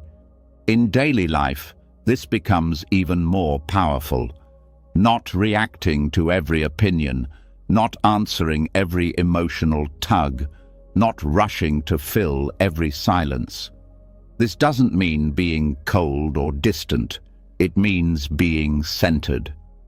Knowing when response is needed and when stillness is wiser. This discernment is what breaks the loop of mental overload. So much anxiety is rooted in over-engagement, always being on, always absorbing, always adjusting. But the truth is, not everything belongs to you. Not every thought is yours to fix. Not every conversation is yours to complete. Not every discomfort is yours to soothe. When that truth settles in, the mind exhales, the shoulders drop, and presence deepens. There's also a false sense of identity tied to reaction. Many people believe they are their reactions, their quickness, their helpfulness, their opinions. So letting go of reaction feels like disappearing, like not existing. But Buddhism teaches that identity built on reaction is unstable because it depends on circumstances, on conflict, on activity. True self is deeper. It's found not in how you respond, but in who you are when you don't need to respond. And this reveals another insight, that you don't owe every moment a response. You don't have to pick up every phone ringing in your mind. Some thoughts can be left unanswered. Some feelings can fade without being solved. Some problems don't need you to carry them. This is the wisdom of non-engagement. Not as avoidance, but as clarity. Letting go of the response reflex also restores energy. Each unneeded response is a leak. And when that leak is sealed, the body feels lighter. The mind feels sharper. Creativity returns. Joy returns. Not because you added anything, but because you stopped giving energy to what doesn't matter. This is especially important in a world filled with noise. Social media, news, constant updates. The modern mind is flooded with stimulation, and every piece of it says the same thing: react to me. But not reacting is power. Scrolling past without judgment, hearing without replying, witnessing without absorbing. These are not passive acts. They are acts of strength. Stillness also allows for true response when it's actually needed, because when you're not reacting to everything, you can respond more clearly to what really matters. You have space, you have energy, you have clarity, and that clarity leads to wiser action, not just more action. One way to practice this is to create deliberate pauses. Before speaking, before checking something, before solving. Just one breath. One moment where you ask, does this need me? Often the answer is no. Often what you thought needed response dissolves when left alone. There's also a shift in responsibility. Many people carry the hidden belief that they must fix everything they notice, that noticing equals obligation. But this is a trap. Noticing does not require fixing. Awareness is enough. And when the mind learns that, it stops turning everything into a task. Renunciation of reaction also reveals peace as a background state. When you stop reacting, what's left is not emptiness, it's contentment, a quiet joy, a soft strength. Because the mind isn't being pulled, the emotions aren't being stirred, you are not spinning, you are resting in your own center. This practice doesn't require perfection. There will still be moments when you react out of habit. That's okay. Each time you notice it, you're already halfway back to presence. The point is not to never respond, but to choose your responses wisely, to stop letting the world decide how you feel and act, to reclaim your own rhythm. Renunciation also brings with it a deep kind of freedom. Not reacting means you are no longer bound to the behavior of others. You are no longer a puppet pulled by emotions, events, or expectations. You are rooted, not in resistance, but in stillness. And that stillness makes space for real insight, real compassion, and real peace. Let the world turn, let the thoughts rise, let the feelings pass. You are not required to attend to all of it. You are not the manager of the universe. You are a witness, and in witnessing without reacting, you dissolve the chaos. This is the peace that doesn't fade, the kind that stays even when life is loud, the kind that doesn't depend on silence outside, because it's rooted in silence within. You found it not by striving, but by not answering every knock at the door. Once the habit of reaction begins to fall away, a deeper truth reveals itself. Underneath the reflex to respond to every sound, thought, and feeling lives something even more persistent. The belief that peace only comes when life goes a certain way. That calm is earned through control, not the obvious kind of control, the loud dominance or perfectionism, but the quiet, daily effort to manage everything. The subtle tightening of plans, the mental rehearsing of conversations, the way attention scans constantly for what might go wrong. It all comes from the same root, a deep fear that without control, things will fall apart. But what if the need for control is the very thing causing the suffering? Control promises safety. It says, if you prepare enough, you won't be surprised. It whispers, if you manage everything well, you won't feel pain. This seems logical. The mind believes it, and so it tries harder, schedules more, plans every detail, corrects every mistake, fixes every feeling. But control is a contract with no satisfaction clause. It never feels complete. Because the future can't be controlled. People can't be managed like machines. Emotions don't move on command. And when life doesn't follow the script, the anxiety deepens, not just because things didn't go as planned, but because the plan was mistaken for safety. Buddhism sees this clearly. It teaches that control is a form of grasping, a tightness around life itself. And wherever there's grasping, there's suffering. Not because life is cruel, but because resistance to its flow always creates tension. The more control someone tries to impose, the more disconnected they become from reality. Life isn't a puzzle to be solved. It's a movement to be joined, a rhythm to dance with. And that dance begins when control ends. There's a difference between clarity and control. Clarity sees things as they are.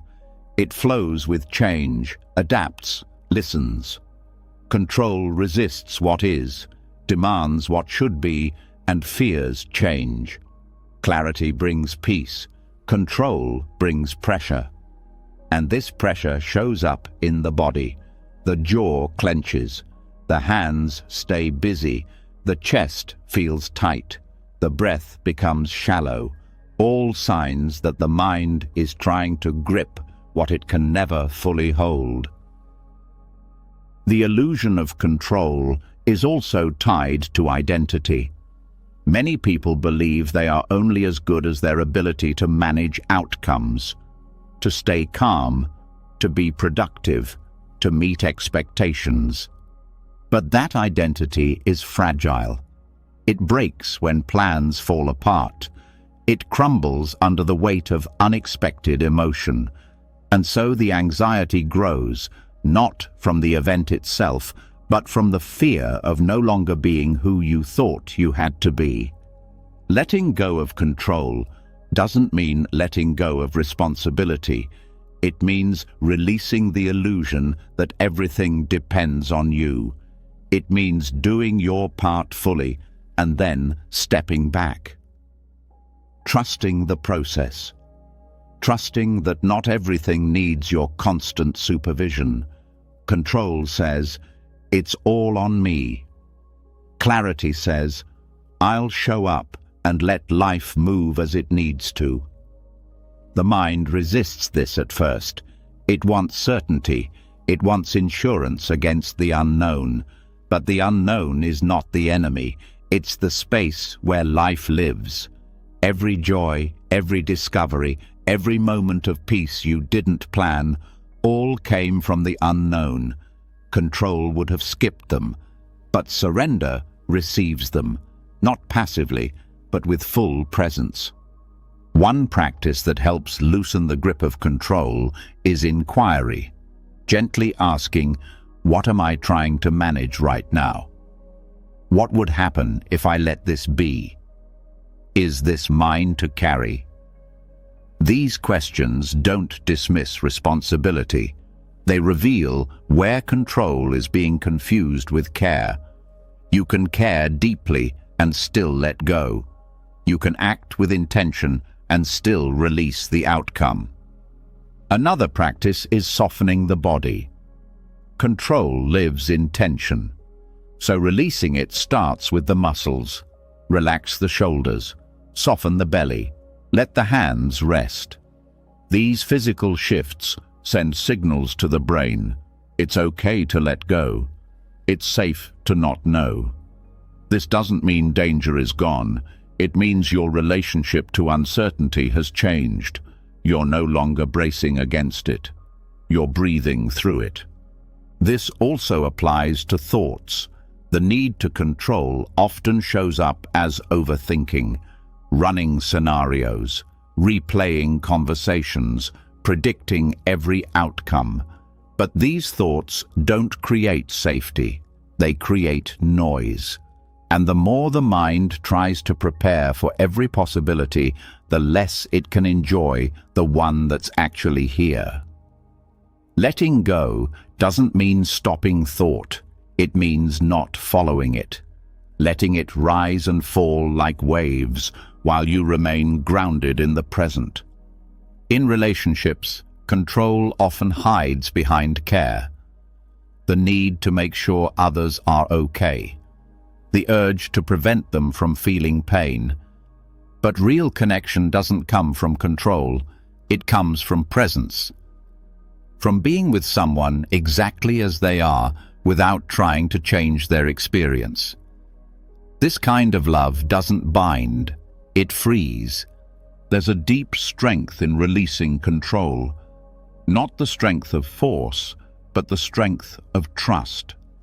Trust in life. Trust in yourself. Trust in something larger than the plan.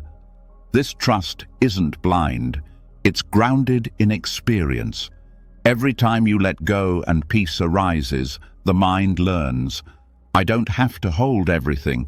I can rest. This rest is what heals the nervous system. Constant control keeps it in high alert, always scanning, always bracing. But surrender tells the body, the fight is over. You are safe now. You can soften. And in that softening, healing begins. This is not about giving up. It's about giving over.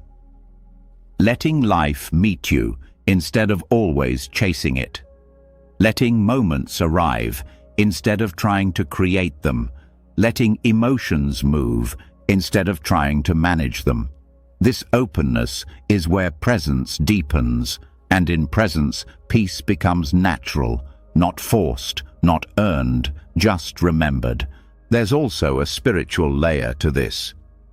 Many Buddhist teachings point to the idea that the self is not in control because the self is not fixed. Who you are is a process, not a product.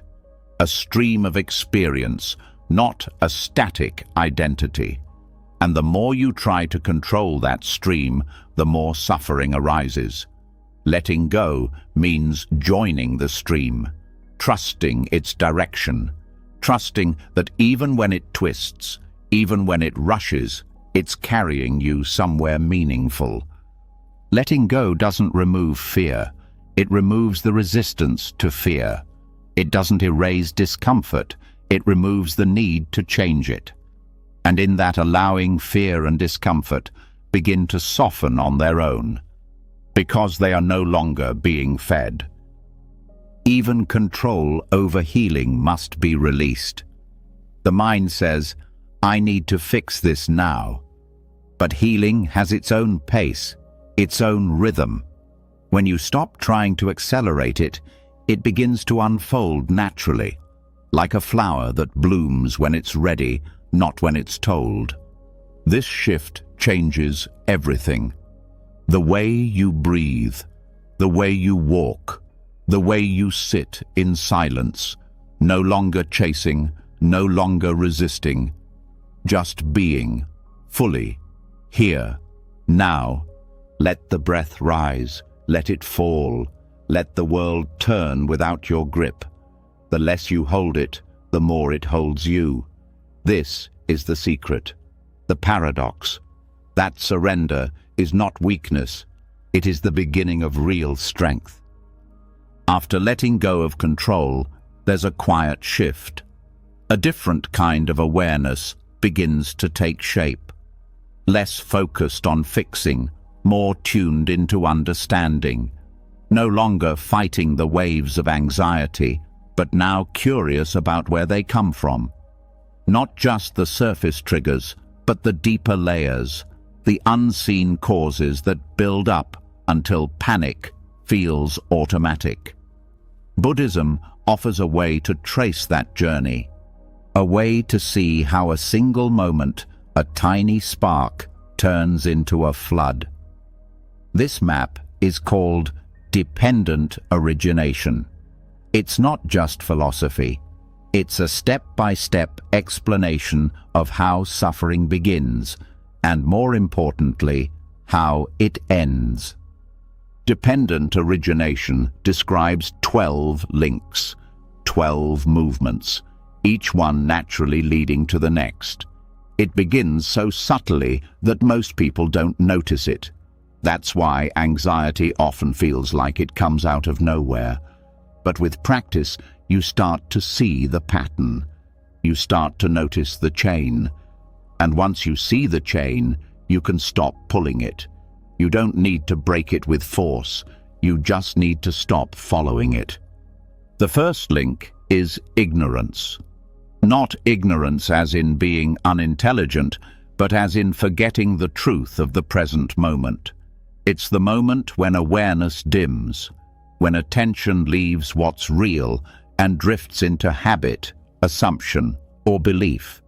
This sets the entire chain into motion, because once awareness is lost, reaction takes over. Ignorance leads to mental formations. These are the conditioned reactions based on past experience. The thought patterns, emotional habits, and unconscious responses that play out when presence is lost. They shape perception before perception even happens. If the nervous system has been trained for fear, these formations will reflect that. They set the tone for what comes next. Next comes consciousness. Not general awareness, but a specific kind of awareness tied to these formations. It filters experience through old lenses. Everything now is colored by the past. This consciousness is narrow. It looks for what it expects to find. If fear was planted early, fear is now more likely to be seen. Following consciousness comes name and form, the building blocks of identity and the physical body. This is where experience starts to become personal. The mind begins to say, "This is me," and "This is happening to me."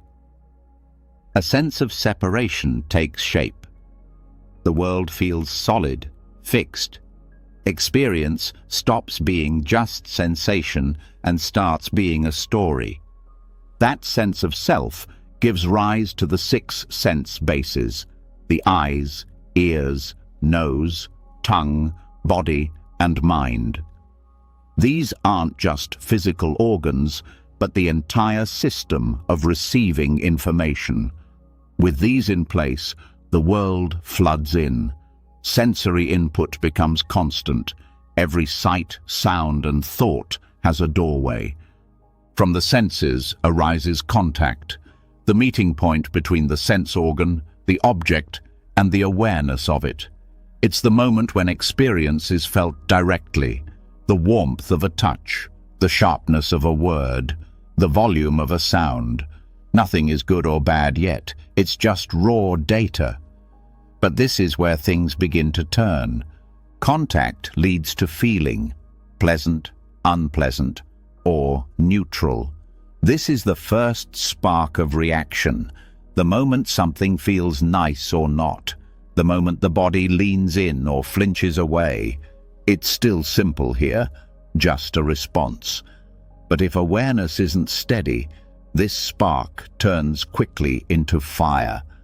The next link is craving. When something feels good, the mind wants more. When something feels bad, it wants it gone. Craving is not just desire, it's the compulsion to change the moment. It's the refusal to stay with what is. This is where the anxiety begins to grow, because now peace depends on getting or avoiding something, and that tension makes the present feel incomplete. Craving turns into clinging, not just wanting, but holding on, building identity around what is wanted.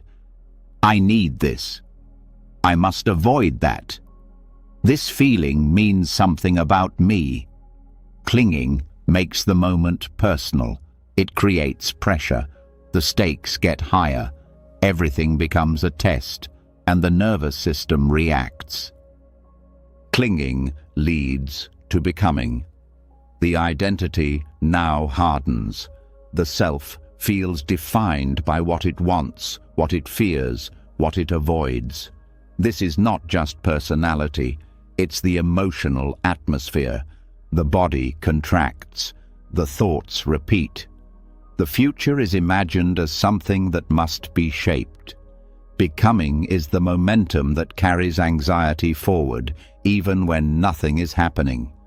Becoming leads to birth, not physical birth, but the birth of a specific self in the moment, the anxious self, the overwhelmed self, the one who feels the panic, the one who believes the thoughts. This birth feels real. It feels like me. And because it feels so real, it becomes the lens through which everything is seen. Finally, birth leads to aging and death. Again, not physical death, but the death of peace, the decay of presence. The cycle completes in suffering, in grief, in fear, in all the painful emotions that come when a moment becomes a threat and the self feels fragile.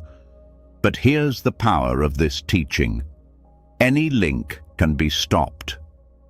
You don't need to go all the way through. You can notice the craving and pause. You can feel the contact and stay. You can witness the feeling without needing to react. The map shows not just the trap, but the exit. To use this in real time, practice noticing the moment a feeling arises. Don't label it as good or bad, just feel it. Then notice if craving follows. If the mind starts to say, "I want more of this," or "I can't stand this," pause there, stay there, let the craving dissolve without feeding it. Each time you do, the next link loses strength. The chain weakens. This is not easy at first. The chain moves fast, but with mindfulness, it slows. You begin to catch the formation before it hardens. You see the thought before it becomes a belief. You feel the reaction before it becomes identity. And with that awareness, you choose differently. Meditation helps make this possible, not by blocking thoughts, but by slowing them enough to see the sequence, to notice when ignorance arises and bring in clarity, to feel craving and offer compassion, to sit with discomfort without turning it into fear. Over time, this becomes a new habit, a gentle watching instead of a quick reaction. This practice is not about getting rid of the links, it's about seeing them clearly. When you see the pattern, it stops being automatic. You are no longer caught in it, you are watching it move. And in that watching, freedom is born. The mind will still form, feelings will still arise, but they don't have to turn into suffering. They can appear and pass like clouds. They don't have to become a self. They don't have to become a prison. They can just be. Let the next feeling come. Let it move through the body. Don't chase it. Don't avoid it. Just notice the link. Where does it want to go? What if you didn't follow it? What if this moment could stay open? This is how the cycle ends, not with a dramatic breakthrough, but with a gentle refusal to keep walking the same path. A choice made over and over, to see clearly, to stay soft, to stop pulling the chain. Once the links of dependent origination are seen clearly, the mind becomes sharper. Not in a tense way, but in a way that sees the trap before stepping in.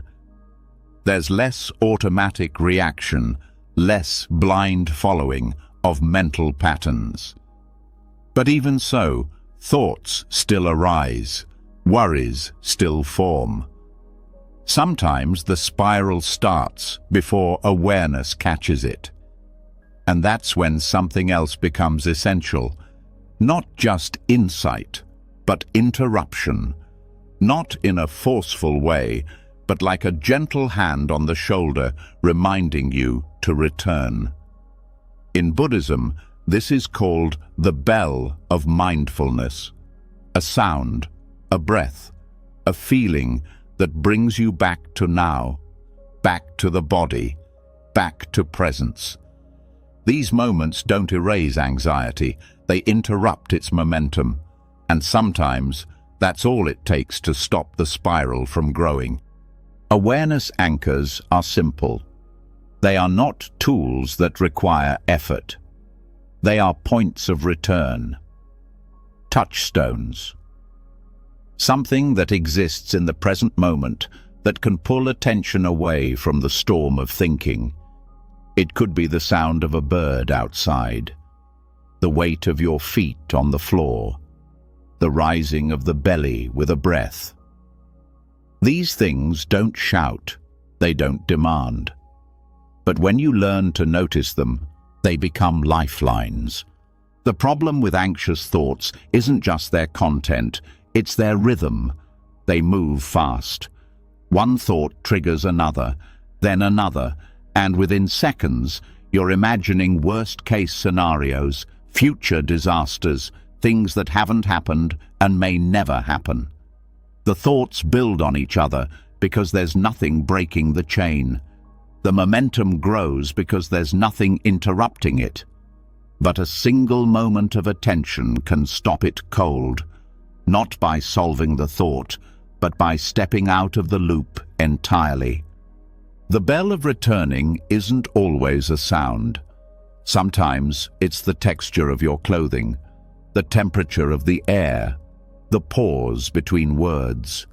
It's anything real, immediate, and felt. These anchors ground the mind.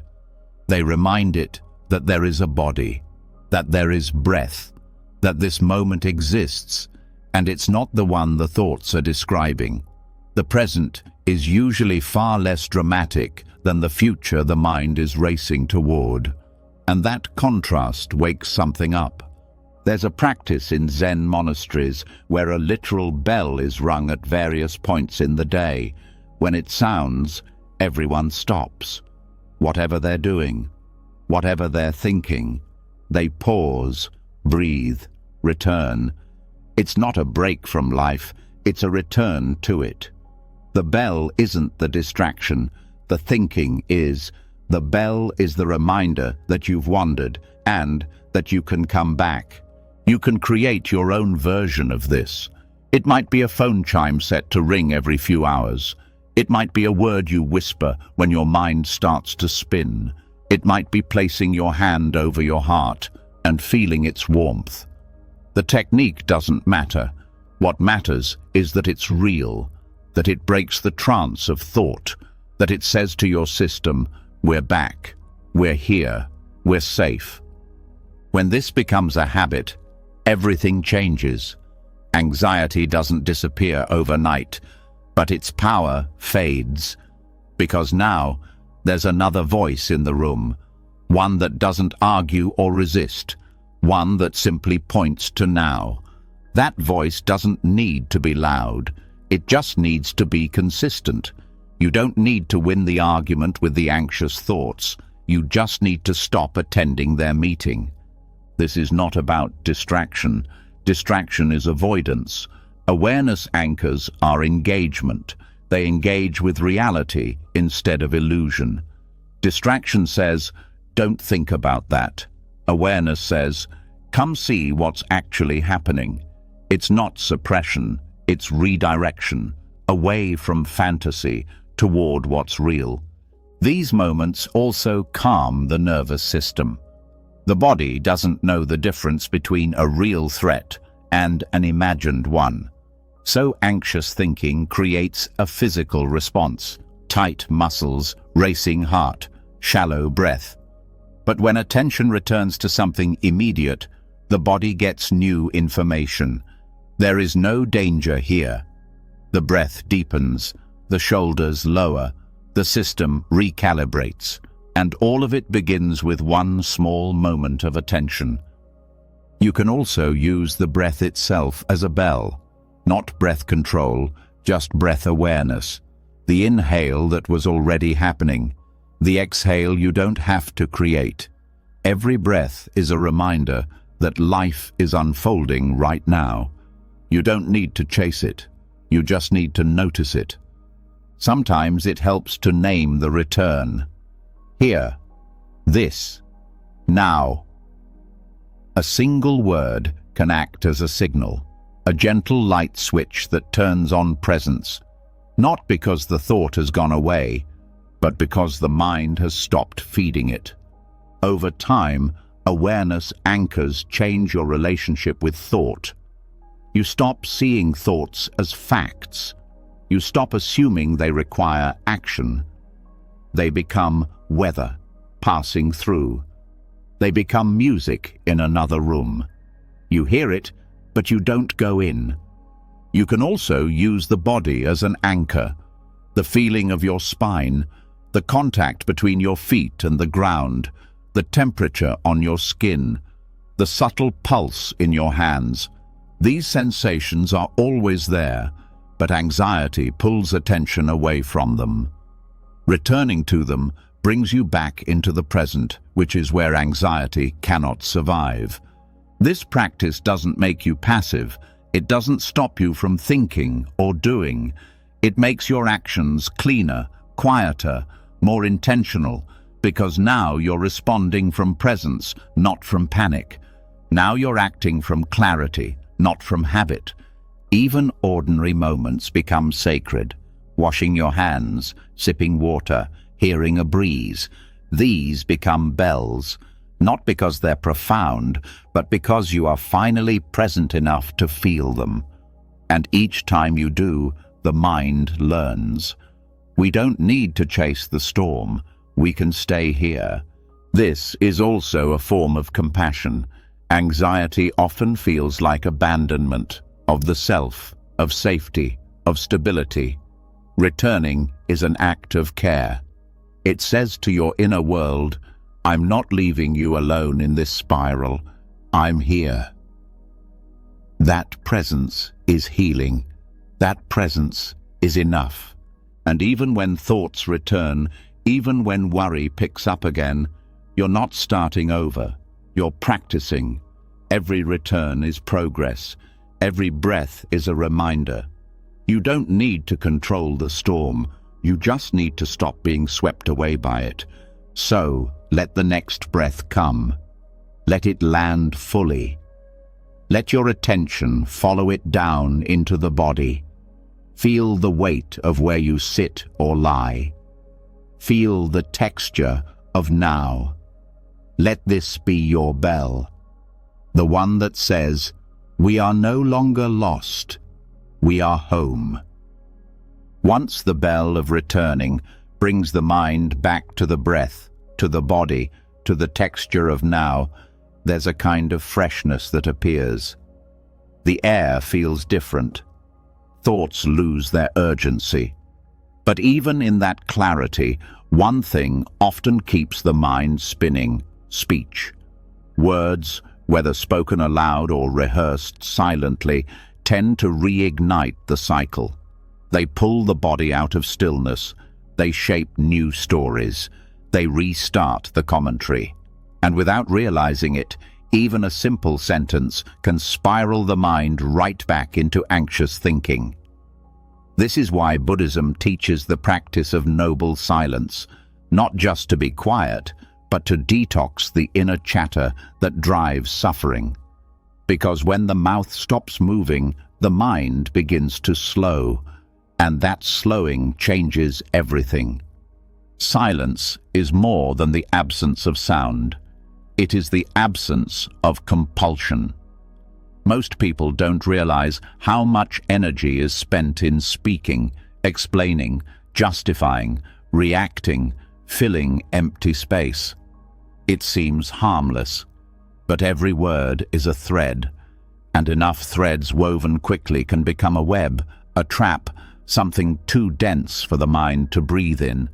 Speech can be honest, useful, beautiful, but when it's constant, it becomes a mirror of internal chaos. That's why noble silence is not about suppression. It's about alignment. Speech that matches clarity, not reactivity. When silence is practiced intentionally, it reveals just how noisy the mind has become. In the absence of speaking, the thoughts that would have been turned into sentences now swirl with nowhere to go. You see them, you hear them. You finally notice the weight they carry, and it's not comfortable at first, because the silence doesn't hide the noise, it exposes it. But that exposure is where healing begins, because only when something is seen can it be released. Anxious people often talk to regulate their discomfort. The voice fills space that feels unsafe. It gives form to uncertainty. But this habit turns language into a defense mechanism. And while it might offer short-term relief, it deepens the long-term spiral, because now discomfort becomes something that must always be spoken away. And in that reflex, silence becomes threatening. But what if silence wasn't empty?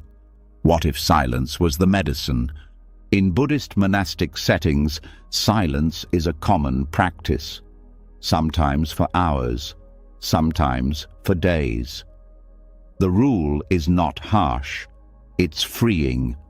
No need to respond, no need to explain, just presence, just action without narration. In that space, the mind starts to quiet. Thoughts still rise, but they don't get turned into sound. And when words are not spoken, they lose part of their grip. The story becomes lighter. The mind gets rest. You don't need to live in a monastery to practice this. You can begin with 1 hour a day, a period where nothing needs to be said, not to others, not to yourself. Just a window of stillness. During this time, don't explain your actions in your head. Don't narrate your feelings. Don't rehearse conversations. Let the silence do the speaking. Let it say, "This moment doesn't need commentary, it just needs presence." Over time, this shifts your relationship to language. Words become fewer, sharper, more meaningful. The inner monologue quiets.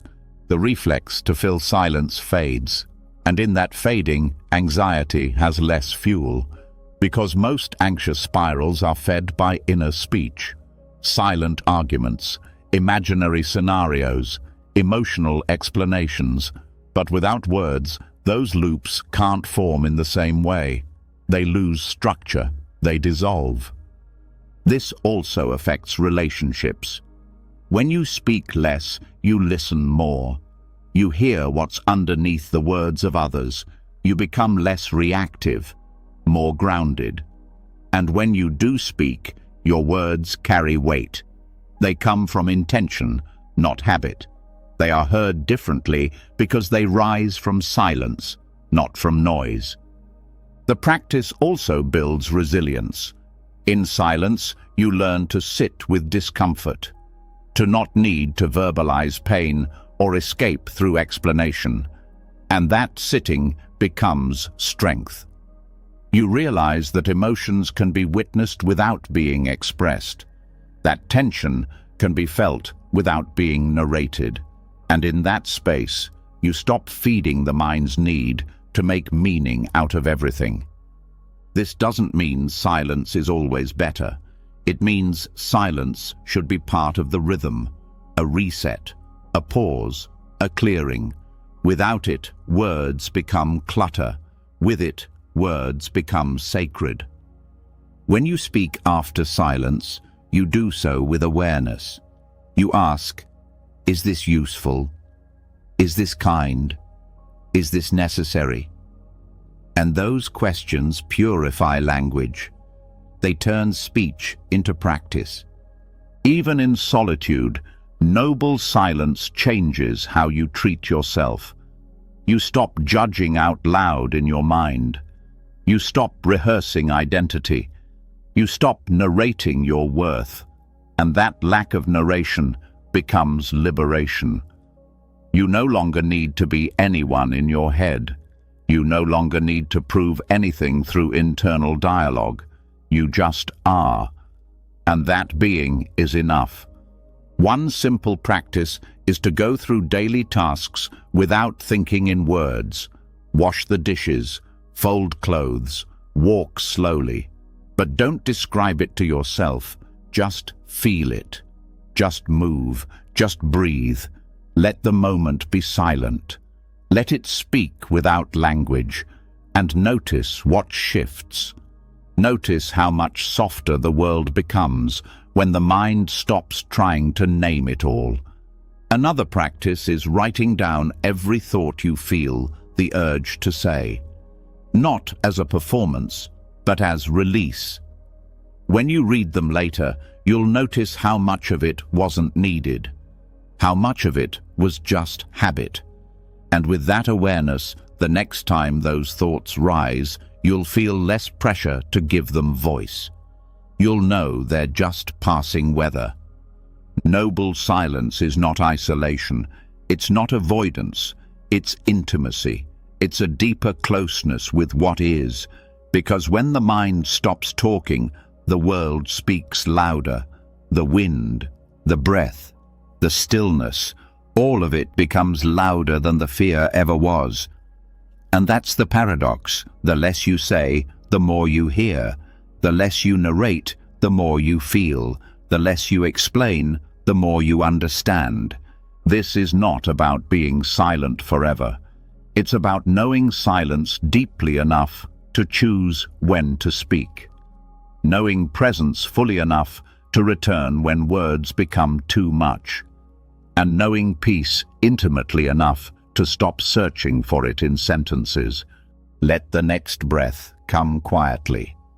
Let the space around you widen. Let this silence be alive. Let it hold you.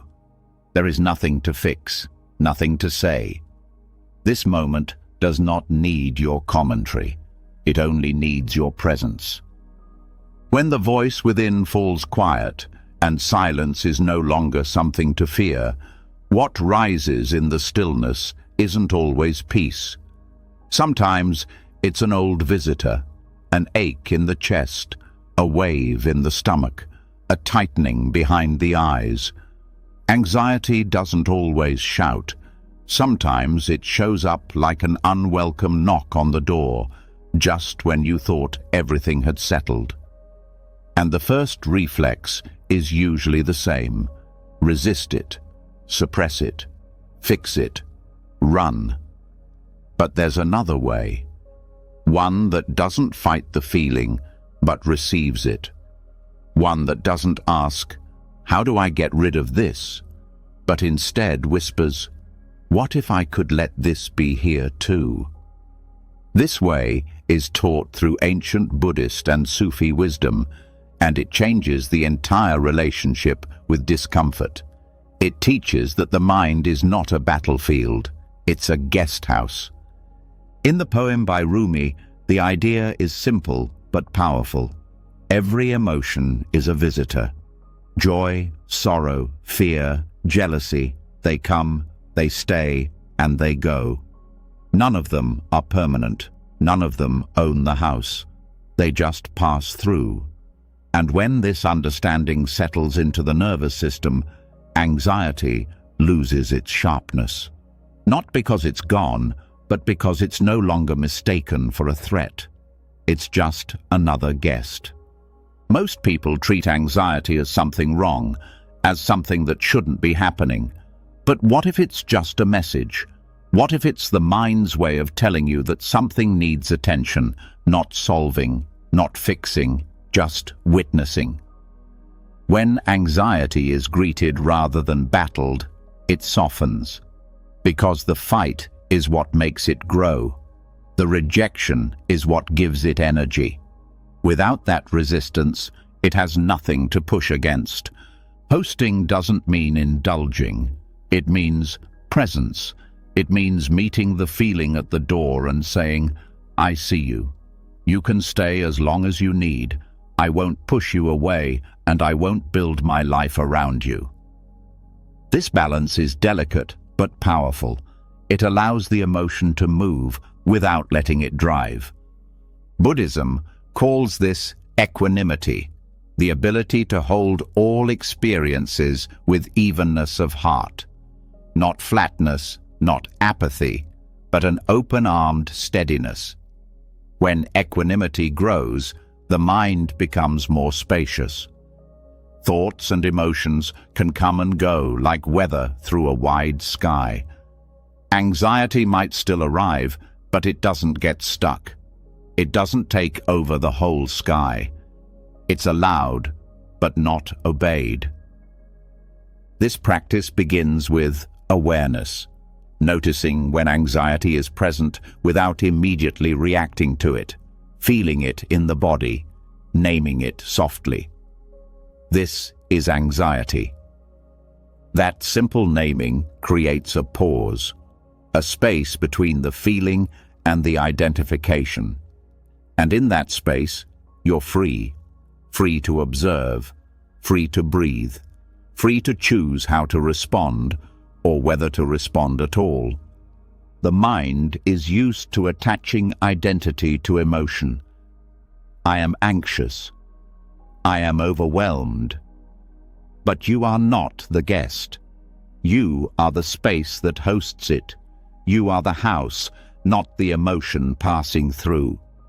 That shift in identity from guest to host is what ends the cycle of panic.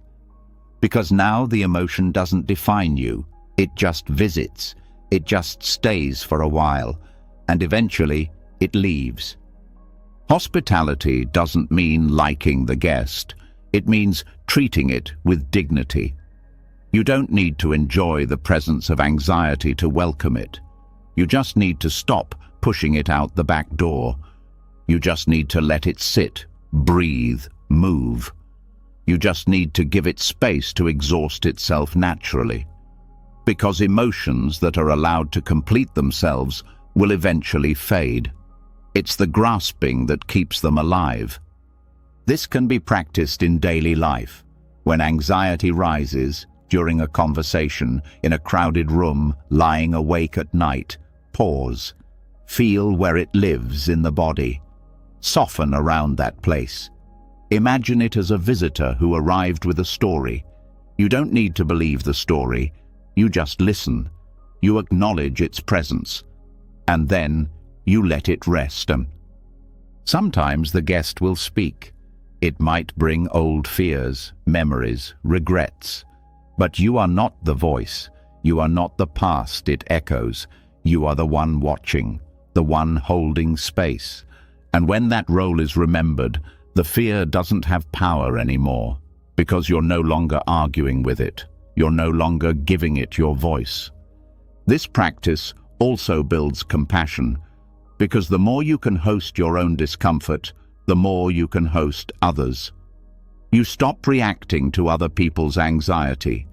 You stop needing to fix everything. You simply sit with them. You listen. You let their emotions come and go, just like yours.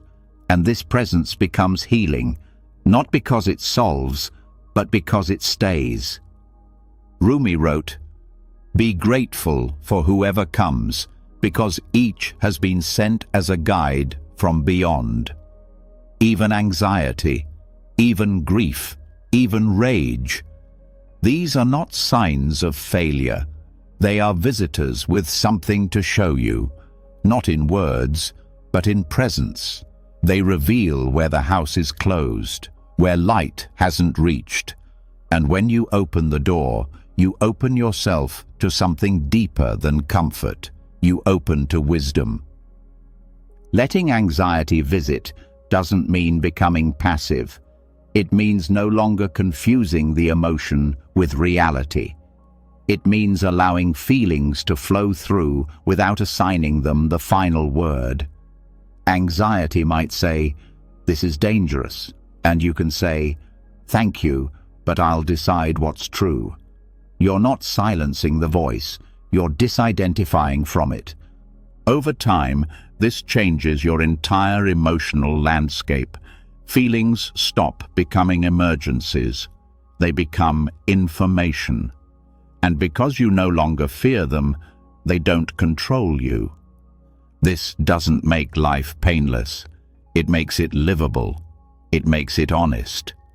And that honesty brings peace. Not the peace of avoidance, but the peace of being fully present with whatever comes. You don't need to believe every emotion. You just need to feel it. You don't need to control every thought. You just need to watch it. You don't need to fix every discomfort. You just need to host it long enough for it to move on its own. So let the next breath open the door.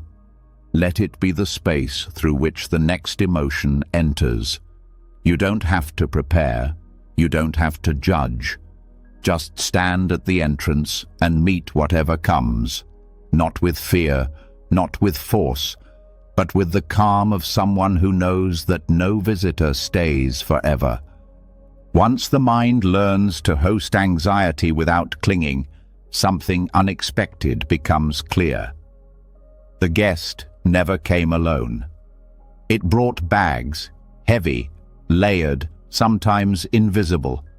Stories stacked on stories, judgments built on guesses, conclusions made before facts. And suddenly, the weight in the chest, the racing thoughts, the tightening in the belly, it all begins to feel less like a raw experience and more like a structure, something built, something crafted, not consciously, not maliciously, but habitually. This is what Buddhist philosophy calls fabrication, or sankhara, the process of layering thoughts, assumptions, and interpretations over raw experience until the original moment is buried beneath mental construction. It's how panic forms out of thin air, and once this process is seen clearly, the mind begins to let go, not just of anxiety, but of the architecture that holds it up. Fabrication begins in innocence. A thought appears, a simple one. Maybe it's a sound, a memory, or a question. At first, it's just a flicker, but the mind doesn't let it stay small. It adds to it. What does this mean? What will happen next? Why now? What does this say about me? Each thought spawns another. Each one piles onto the last. And soon, the mind isn't feeling a moment. It's drowning in the idea of it. The original spark is gone. What's left is the fire built from it. This layering happens fast. A sensation is felt in the chest. The mind names it, anxiety. Then it judges it. This is bad. Then it projects. This could get worse. Then it personalizes. I shouldn't feel this way. Then it predicts. Something terrible is about to happen. None of these thoughts are the truth. They're interpretations, assumptions, constructions, but the body reacts to them as if they were real. The muscles tighten, the breath shortens, the loop begins. The tragedy of fabrication is that it convinces you that the fear is coming from outside. But the storm is being built internally, one brick at a time. And the most powerful part of the teaching is this: what is built can be unbuilt. What is layered can be peeled away. The panic is not a permanent part of you. It is a structure resting on assumptions, and those assumptions can be questioned. The first step is recognizing the difference between sensation and story. A feeling is just that, a sensation in the body. Warmth, tightness, fluttering. It's real, But it's not dangerous. It's not a problem to solve. It's just something to feel. The moment the mind adds a story, this means something is wrong, this has to be stopped, it's no longer pure. It's been covered, and that covering becomes the anxiety. To unmask fabrication, the mind must slow down. Not stop, just slow. Like watching a replay in slow motion. You feel the tightness, and before the thoughts can rush in, you pause.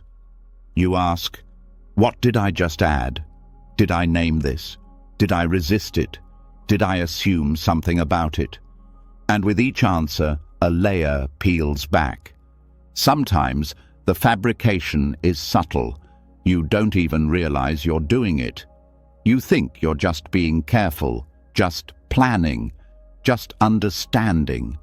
But what you're really doing is building, shaping a reality in your head that has nothing to do with what's actually happening. And that's why it feels so heavy. You're not carrying a moment. You're carrying a mental sculpture of the moment, and it weighs far more.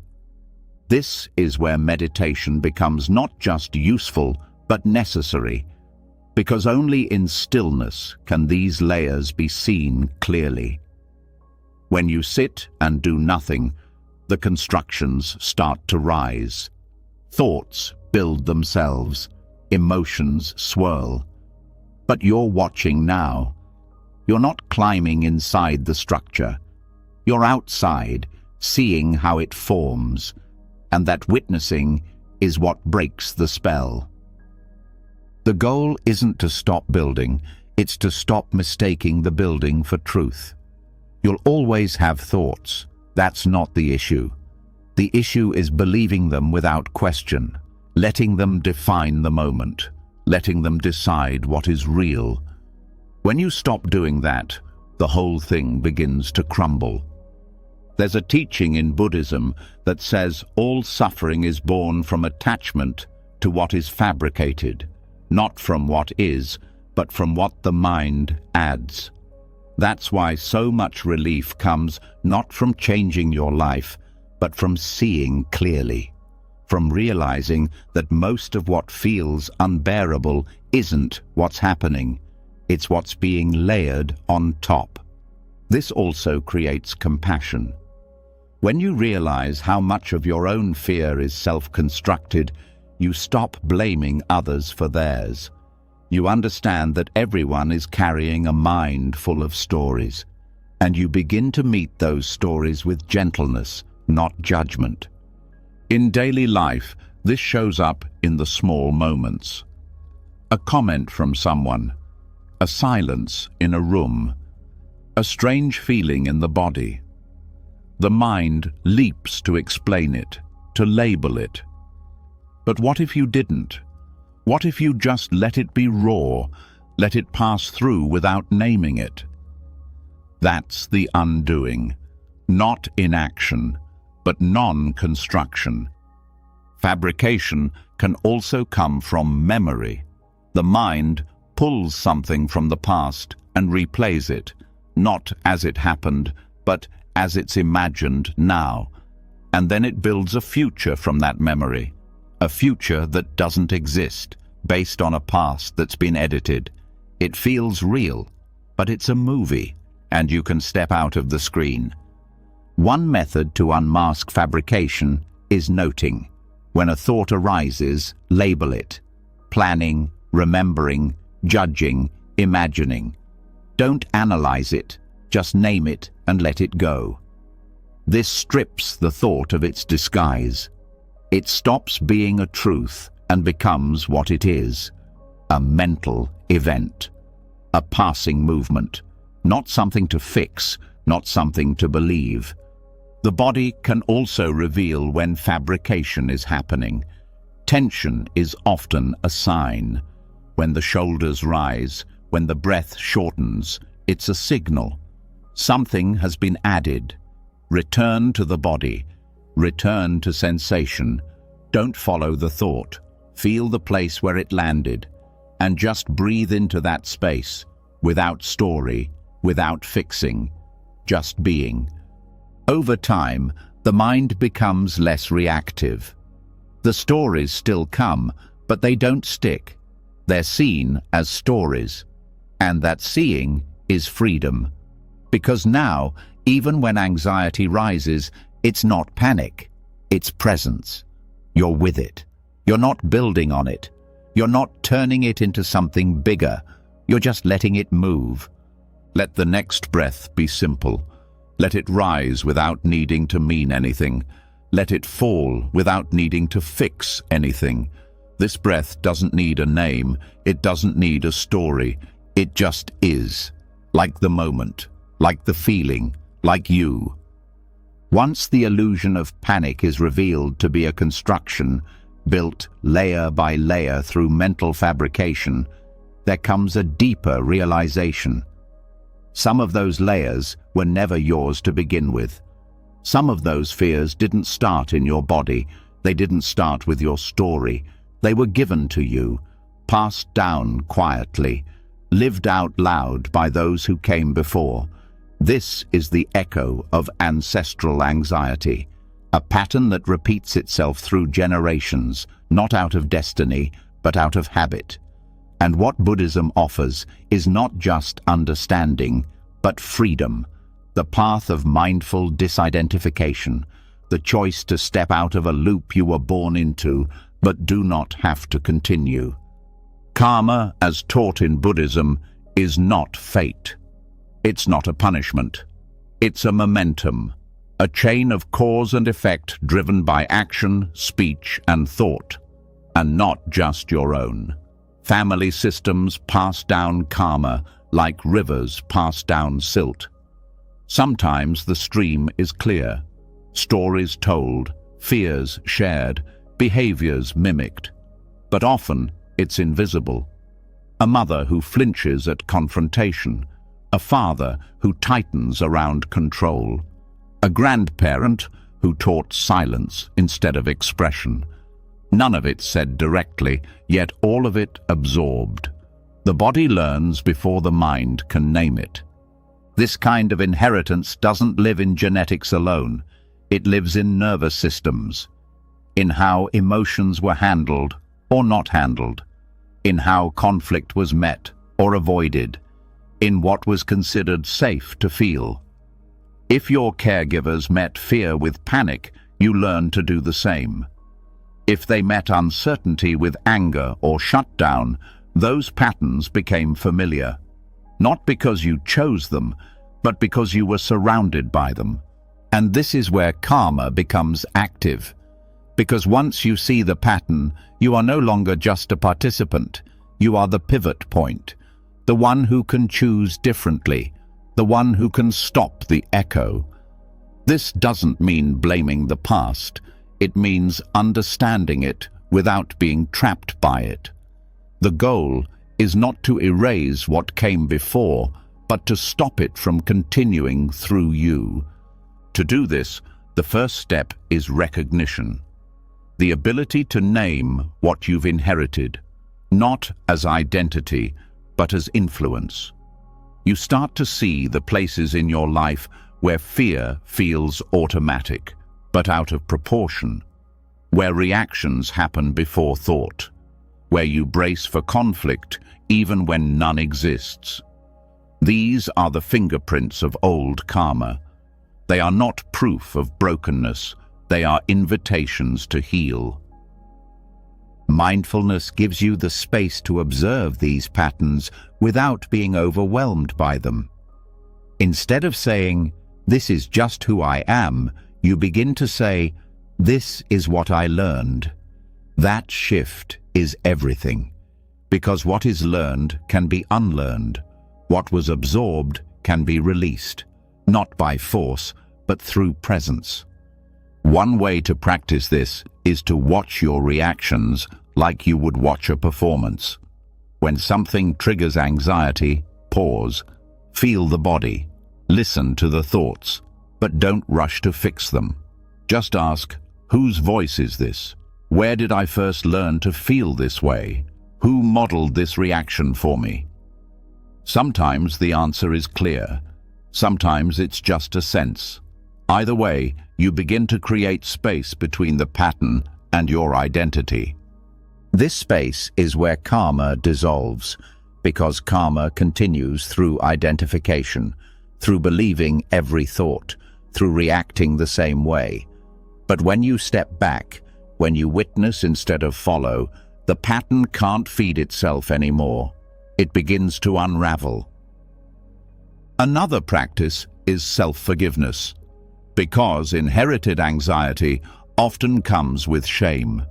The shame of not being calm enough, of not being stable enough. But that shame is also inherited. You didn't choose this. You didn't invent it. You simply lived in an environment that taught your body to survive this way.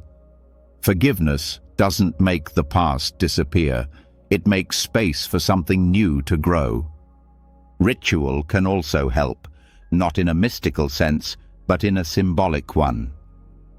Writing a letter to the fear you inherited, naming it, thanking it for helping you survive, and then letting it go. Burning the letter, burying it, putting it in water, not to forget it, but to mark the moment of transition, the moment when you choose not to carry it forward. Sometimes this process brings grief. Grief for the years lost to anxiety that wasn't even yours. Grief for the way fear shaped your childhood. Grief for the love that couldn't be fully felt. Let that grief move through. It's not weakness, it's the weight lifting. It's the body clearing out what it never needed to hold. You may also begin to see how your own choices have already started to change the pattern. Every moment of pause, every breath taken in awareness, every time you didn't snap or shut down or run. These moments matter. They are you rewriting the story. They are you becoming the ancestor who did it differently. This process doesn't have an end point. There's no final purge.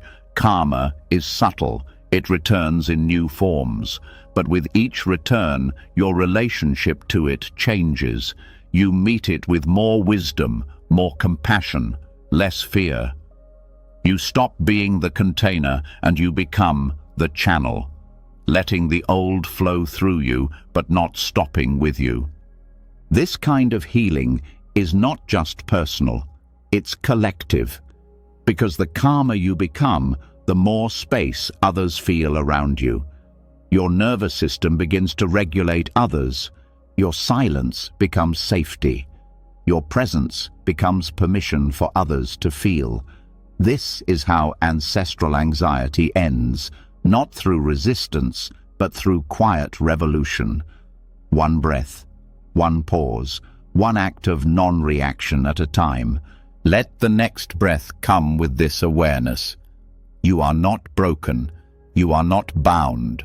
You are standing in the middle of a lineage, holding both the pain and the power to transform it. Not for validation, not for perfection, but because peace is possible, because you've seen what fear does, and you're ready for something different. After seeing how inherited anxiety can be softened through presence and mindful disidentification, something deeper starts to stir beneath the surface. Even with the past understood and forgiven, a quiet tension remains, not from what already happened, but from what might, from the future, from the constant anticipation of a world that hasn't arrived. The mind, still clinging to its old habits, keeps reaching forward. It tries to fix problems that don't exist yet. It imagines worst-case scenarios and builds tension around them as if they were already real. This is the hidden layer of suffering that often goes unnoticed. The anxiety of what hasn't happened. And the path forward isn't about more control. It's about a strange but liberating act, forgiving the future.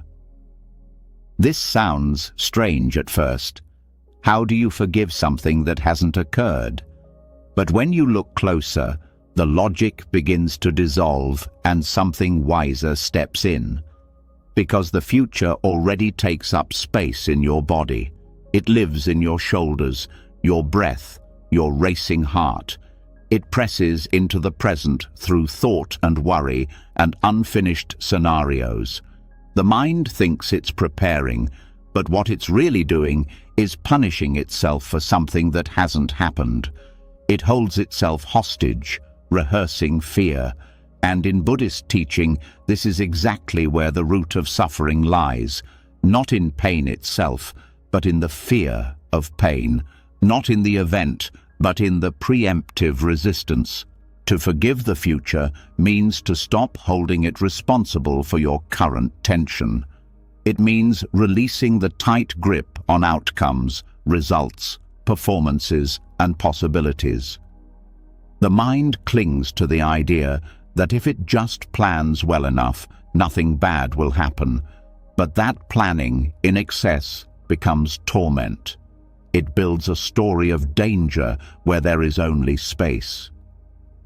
Forgiveness, in this sense, is not a moral action. It's a healing one. It's saying, I release you, future, from the burden of needing to go perfectly. I release you from the need to protect me from every discomfort. I release you from the weight of my peace. The present becomes heavy when the future is feared. Every moment gets filtered through a question mark. Will this lead to something bad? Am I doing enough now to prevent pain later? This tightrope of anticipation drains energy and often leads to nothing useful. The truth is, most of the things we worry about never arrive. And when they do, they often look different than expected. But the cost of that constant worry is real. It erodes peace. It distracts from beauty. It turns rest into restlessness. Forgiving the future brings you back. It pulls the mind out of tomorrow and into the body that's breathing right now. It says, this is enough. Not because the future is safe, but because safety was never the requirement. Presence was, surrender was, and forgiveness becomes the doorway.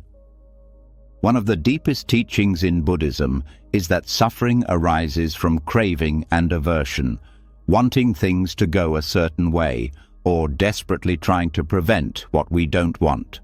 The future becomes the canvas on which these cravings are projected, and every projection, every imagined disaster, is another thread tying your energy to a time that doesn't exist.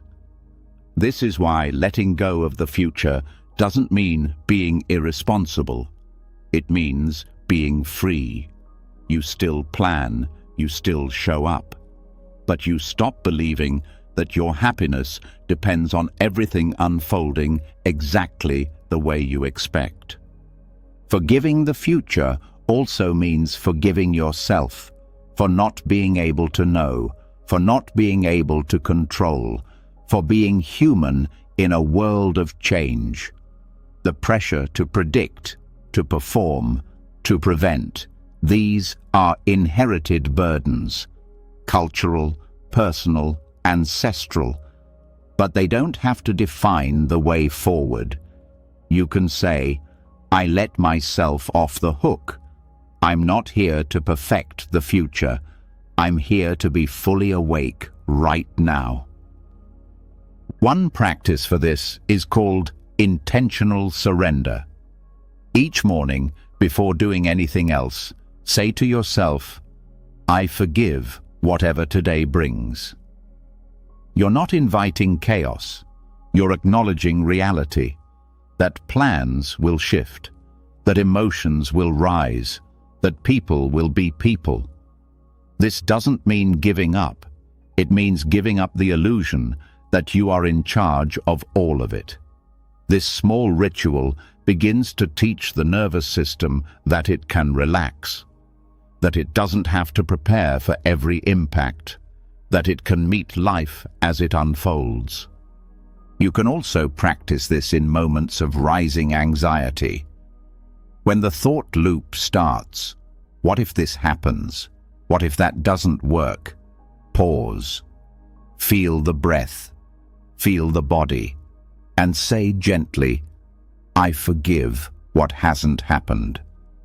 This cuts the loop. It removes the pressure. It allows the present to come back into focus.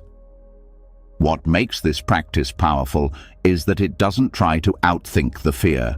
It doesn't argue with it. It doesn't give the mind another task.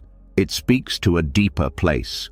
The part of you that knows most fear is a rehearsal. Most suffering is anticipation. And most of what we fear cannot be controlled, only met, only felt, only released. Forgiveness, in this way, is not weakness, it's strength.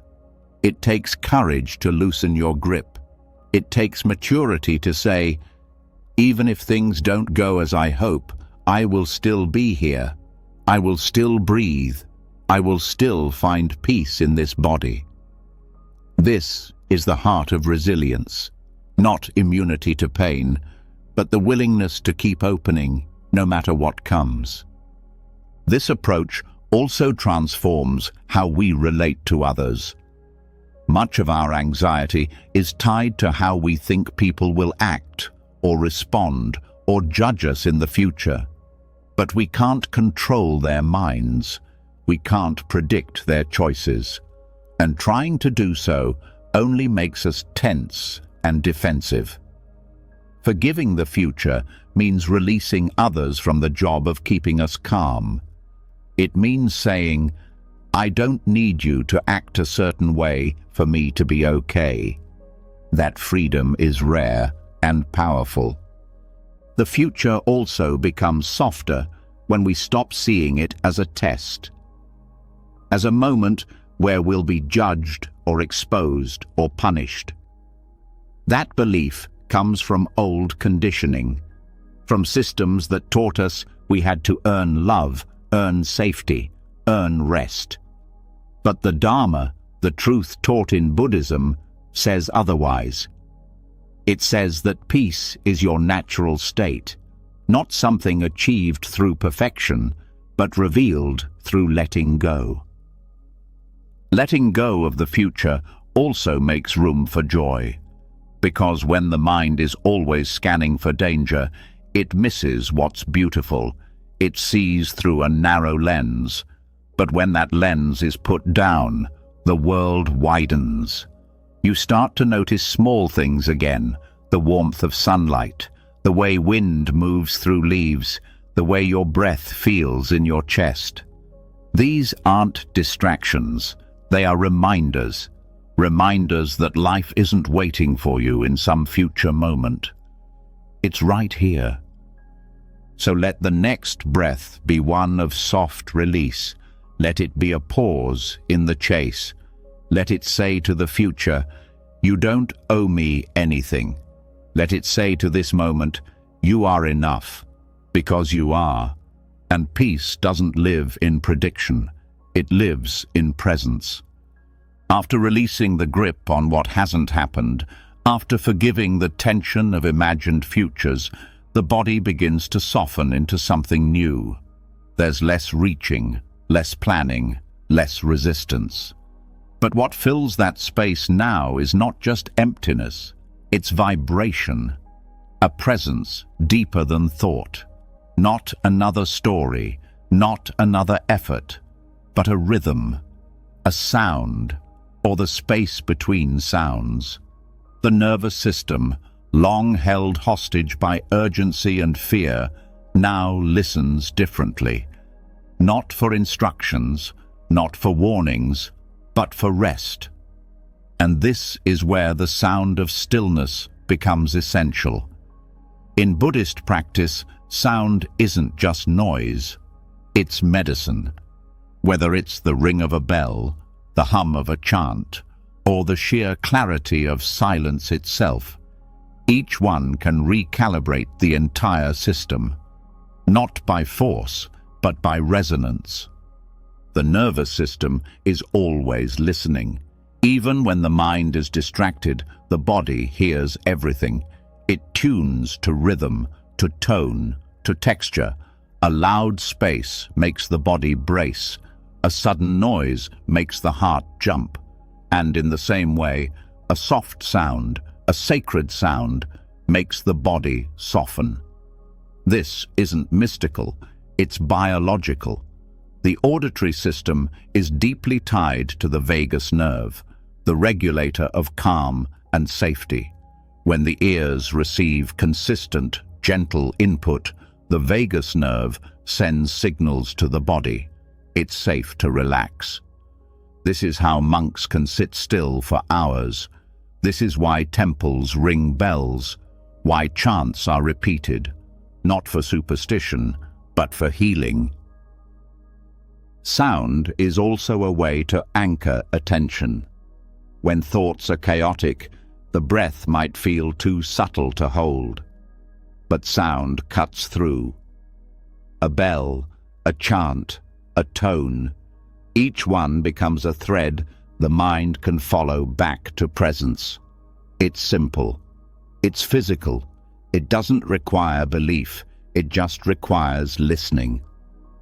Chanting is one of the oldest practices for this.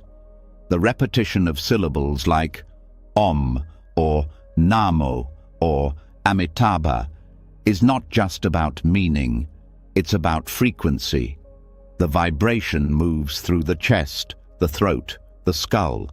It organizes internal rhythms, slows the breath, regulates the heartbeat, and more than anything, it overrides mental noise. You can't chant and worry at the same time. The sound takes over. The vibration becomes the focus, and slowly the spiral dissolves. Even simple humming can be powerful. It engages the vocal cords and resonates through the chest. It activates calm without needing words, just a low, steady tone. It becomes a lullaby for the nervous system. A way of saying, you can rest now. You are here. There is nothing to fix. Bells are another sacred tool. In monasteries, they are used not just to signal time, but to mark return. Every time the bell rings, the mind is invited home, not with urgency, but with clarity. The sound cuts through thought. It stops the drift. It reminds the practitioner, this moment is enough. Some bells are high and bright, others deep and long. The sound isn't the point. It's what the sound does. It opens space. Silence, too, is a kind of sound. Not the absence of noise, but the presence of stillness. The kind of quiet that hums, that wraps around the body like a soft blanket. Many people are afraid of silence because it makes inner noise louder. But that's the medicine. In silence, what's hidden rises, and when it rises, it can be met, not solved, just heard. This is why periods of silence are built into Buddhist retreats. Not to create discipline, but to create space. Space where the nervous system can find its rhythm again. Space where the mind no longer needs to chase. The silence doesn't demand anything, it just holds. And in that holding, the body resets. You don't need a temple to experience this. You can create sonic stillness in daily life. A few minutes of humming before sleep. A bell chime on your phone that rings once an hour just to bring you back. A playlist of soft chants or nature sounds while you breathe. Or even just sitting quietly and noticing the sounds around you. Cars in the distance, birds, wind, your own breath. Not to judge them, just to listen. Listening is an underrated form of meditation. When you stop trying to control the environment and just receive it, something shifts. The world becomes more textured. The mind becomes more grounded. The sound becomes a teacher, a mirror, a home. Sound can also be used as a transition, from thought into presence, from stress into rest, from day into night. Lighting a candle and ringing a bell at the end of the day is not ritual, it's recalibration. A way to signal the nervous system, the work is done. You can return now. This is especially helpful for sleep. Many people carry anxiety into the night. Thoughts repeat. The body won't settle. But the use of steady, soft sound, like Tibetan singing bowls, low chants, or white noise, can guide the system down. Not through suppression, but through resonance, through tuning the inner world to something slower, deeper, kinder. Sound also helps release stuck energy. Emotions that couldn't be spoken often stay lodged in the body. Vocal practices like toning, humming, or even singing can help move them, not through performance, but through vibration. The body doesn't need you to explain the pain, it needs you to vibrate it out, to give it rhythm, to let it move. This is why group chanting is so powerful. In a room full of people humming the same sound, the individual dissolves into something shared. The boundary between self and other fades. The vibration fills the space. And the nervous system, so often isolated, remembers connection. This is not performance. This is presence in unison. You can also find stillness in natural sound. The rustle of leaves, the crackle of a fire, the waves on the shore. These sounds require no effort. They ask nothing of you. They exist without your control. And in listening, you begin to match them. You begin to slow. You begin to breathe with the world. The power of sonic stillness isn't in its volume, it's in its truth. It doesn't argue with thought. It doesn't compete. It just invites. And when the invitation is accepted, the mind becomes quiet, not forced, but soothed. The nervous system doesn't need orders. It needs rhythm. It needs space. It needs kindness in frequency form. Let the next sound you hear be enough. Don't analyze it. Don't name it. Just let it land. Let it carry you back. Let it echo through the body like a reminder. This is now. This is safe. This is home.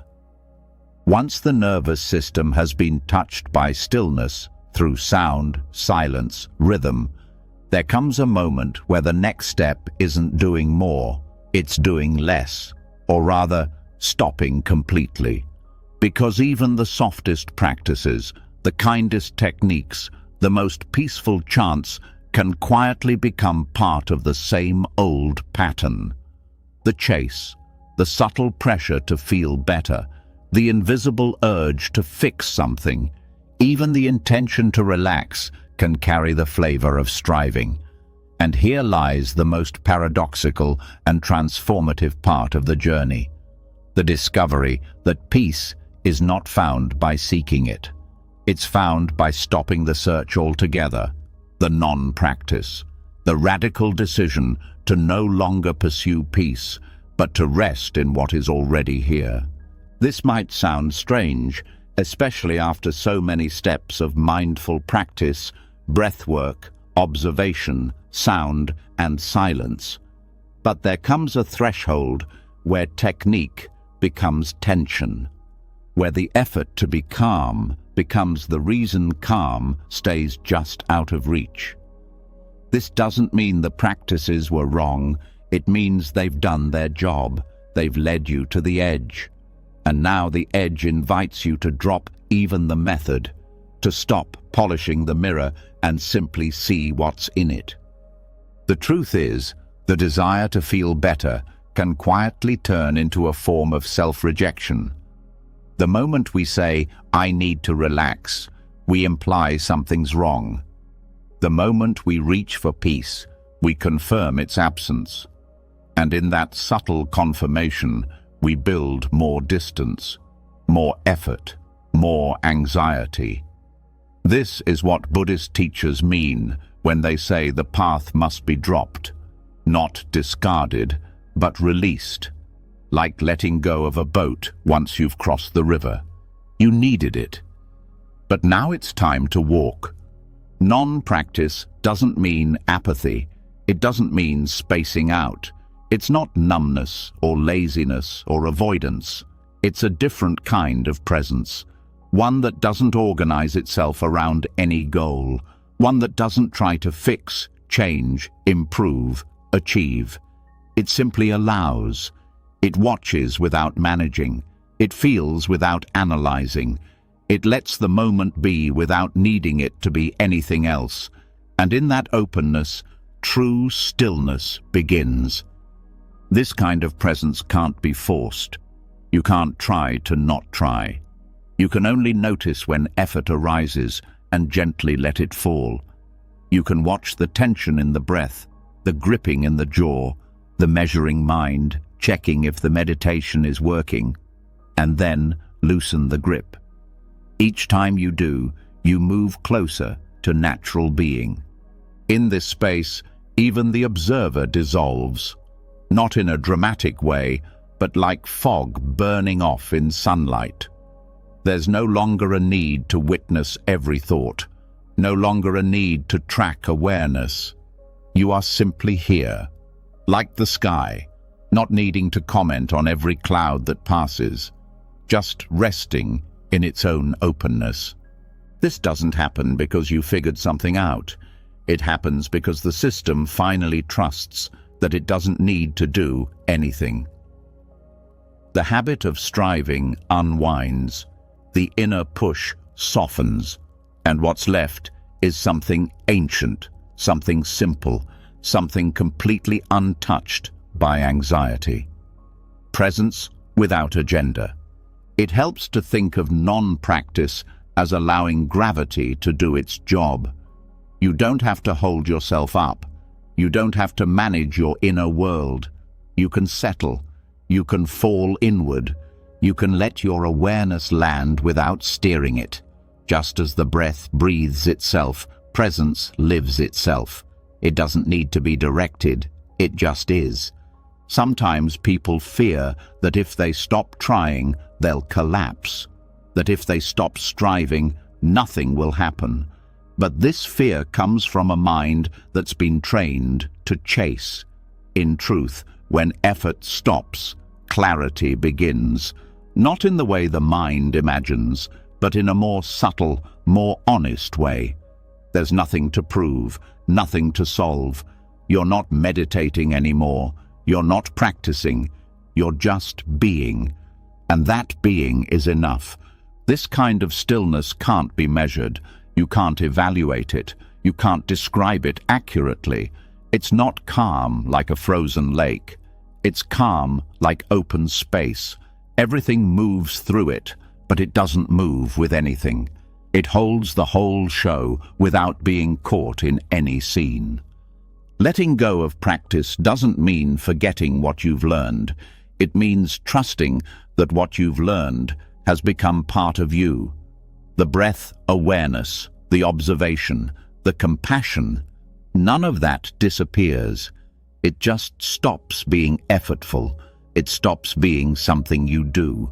It becomes what you are. This non-practice can happen anywhere. Sitting, walking, standing in line. You don't need a special space or special time. You just stop reaching. You stop shaping the moment. You stop adjusting the self.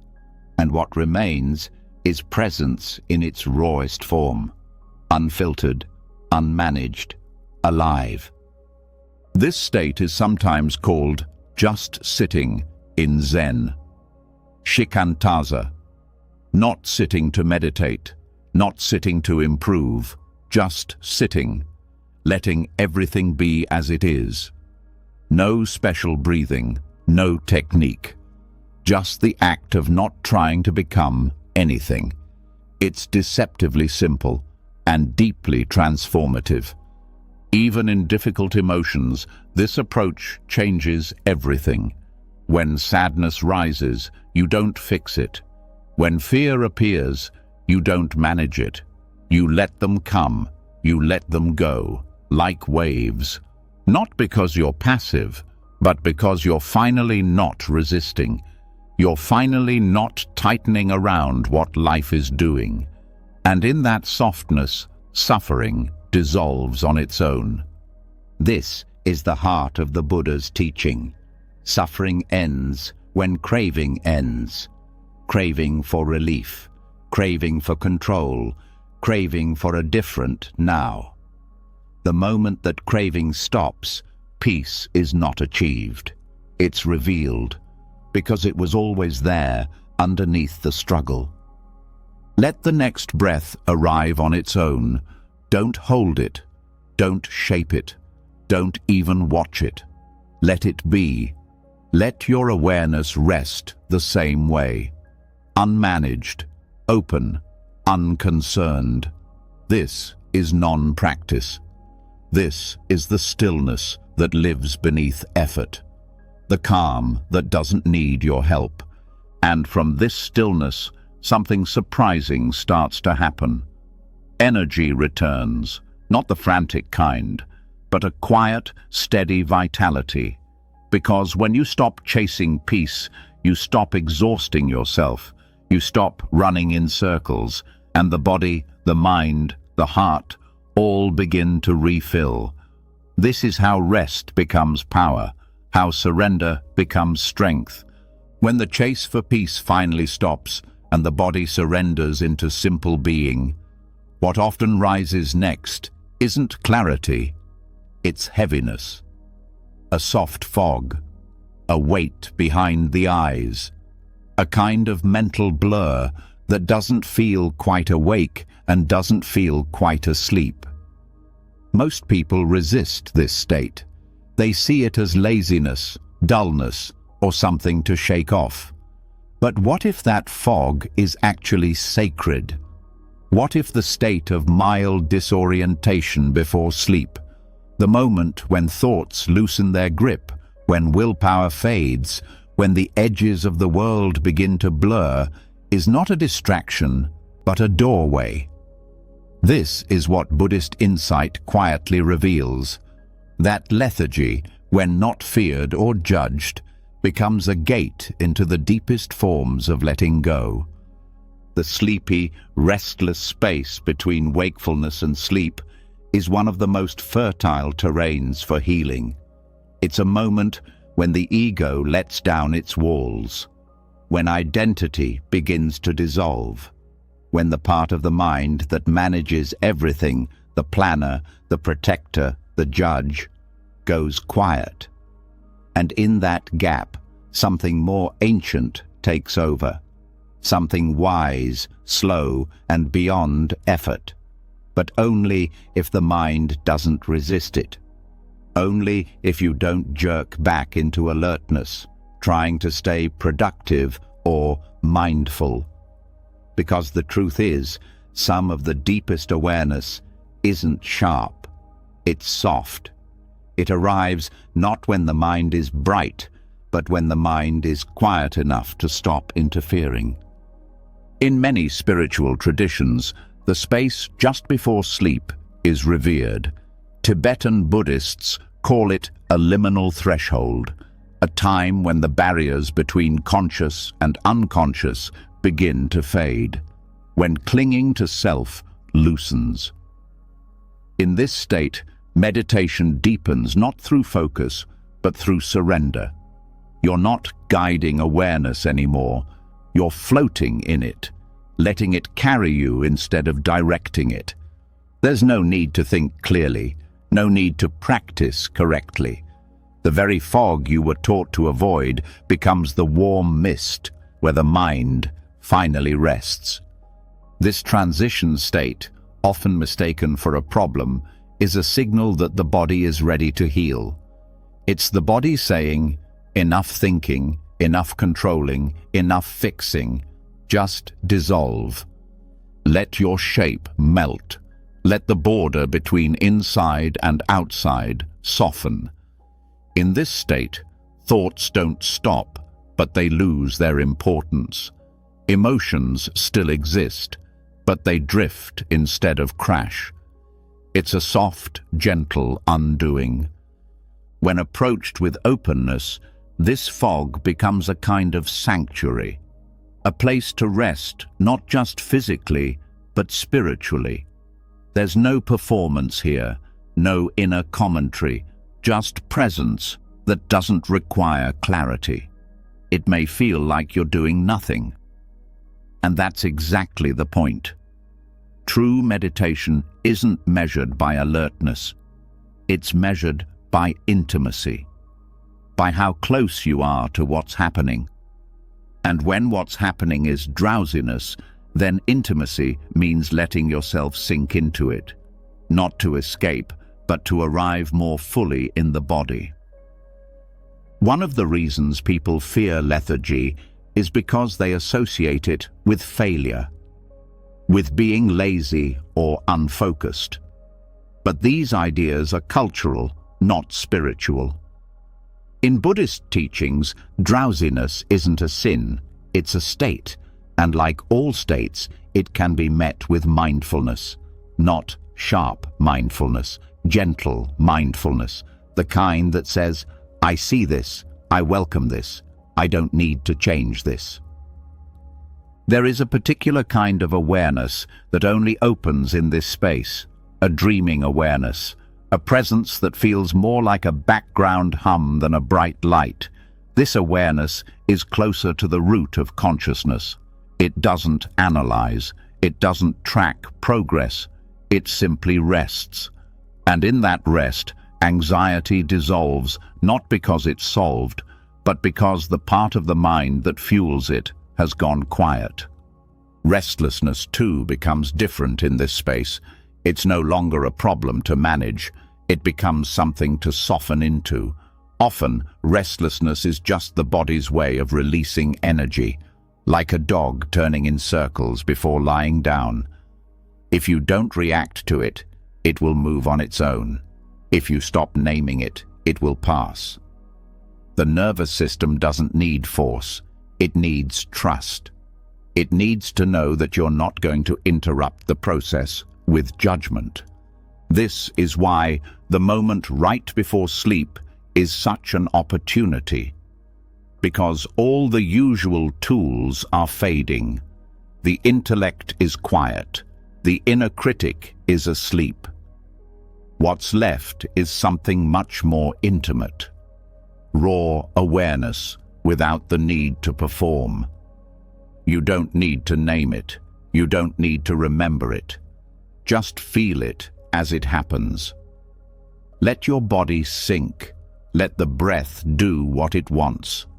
Let your thoughts drift without catching them. You're not trying to sleep. You're not trying to meditate. You're just allowing yourself to dissolve. This state is also deeply regenerative. The body repairs itself here, not just physically, but emotionally. It's the space where stress releases from muscle memory, where trauma unwinds without analysis, where the weight that's been carried all day starts to melt, not because of effort, but because effort has stopped. Even the foggy, half-dream thoughts have their own wisdom. They're not logical, but they're honest. They come from a deeper place. You might feel old emotions rise, old memories, but they pass like clouds. You don't need to chase them or interpret them. Just watch. Let the mist of the moment hold them. This is healing without talking, transformation without tension.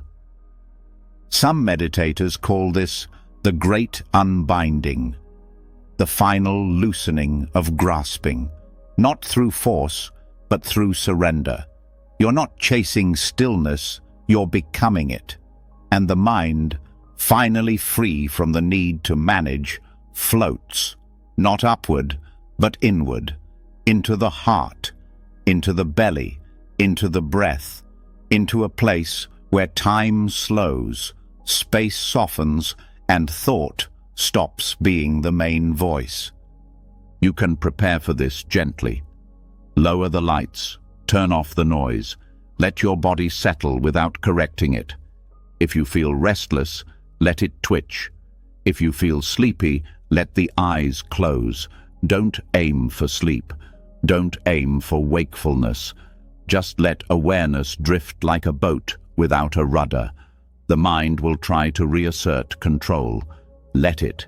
Then let it go again, over and over, drifting deeper. And in that drift, something beautiful happens. You realize you were never the one steering. Peace was never far away. It was just buried under effort, under control, under the constant push to get somewhere. But in this fog, in this letting go, there's nowhere to get to. And in that nowhereness, everything opens. So let the next breath rise slowly, like mist from a field at dawn. Let it fall without pulling it. Let your body float. Let your thoughts dissolve. Let your identity blur. There is no one to be. There is nothing to do. This moment is the teacher now, and its only lesson is this: you were always free. After drifting through the sleepy threshold where the body stops trying and the mind unhooks from control, something becomes clearer than ever before. Beneath every moment of striving, beneath every ripple of worry, beneath even the gentlest meditative effort, there has always been a quiet voice, whispering, pressuring, insisting that something must be done now, that time is running out, that peace must be achieved before something breaks. That voice, subtle or loud, is urgency, and it is the biggest lie anxiety ever told. Urgency feels convincing. It speaks with certainty. It says, if you don't solve this right now, something terrible will happen. It hijacks your breath. It narrows your focus. It makes the moment feel too small to hold what you're feeling, and so the body tightens. The heartbeat speeds. Thoughts race. But here's the secret Buddhism reveals again and again. Most urgency isn't real. It's not a reflection of the world. It's a reaction of the mind, a reflex built through years of conditioning, trauma, performance, and fear. The nervous system doesn't know how to tell the difference between a true emergency and a story the mind made up. And anxiety exploits that. It creates fictional deadlines, emotional alarms, imaginary disasters, all to keep the attention hooked, spinning, reacting. And this spinning creates more noise, more exhaustion, more inner chaos. Urgency feeds itself by convincing you that you must solve what isn't even real yet. Urgency isn't just a thought pattern. It's a physical posture. It lives in the jaw, the fists, the muscles around the eyes. It shortens the breath. It narrows the chest. It pushes everything inward and forward at the same time. And that movement tricks the body into thinking it's in danger. But it isn't. There's no fire, no attack, no real deadline, just a mind reacting to its own fear. This is where freedom begins. Not by fighting urgency, but by seeing it clearly, naming it. This is urgency. That small pause, that act of labeling, breaks the spell, because it shifts you from being inside the urgency to being the one witnessing it. And the witness is always calm. Not because nothing is happening, but because the witness sees that most of what's happening is made of thought, not truth. Many people believe they can't rest until everything is finished, until every email is sent, every conflict resolved, every answer known. But that finish line keeps moving. It's a trick. The moment one thing is done, another takes its place. And so peace stays out of reach, not because of life's demands, but because of the mind's refusal to stop running. Buddhist practice trains the mind to recognize this loop, to notice how urgency arises from craving for resolution, for control, for safety, and how that craving creates suffering long before anything real has gone wrong.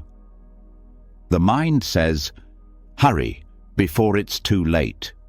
But late for what? That question alone begins to unravel the panic, because most of the time there is no clear answer, just a vague threat, a shadow. This is especially true with emotional urgency, the feeling that you must say something now, decide something now, fix something now. But emotions don't need urgent responses. They need space. When you pause instead of react, you begin to realize that urgency doesn't carry wisdom, it carries compulsion. And compulsion rarely leads to peace. This is why mindfulness includes not just awareness, but patience, the willingness to not know, to not fix, to not rush.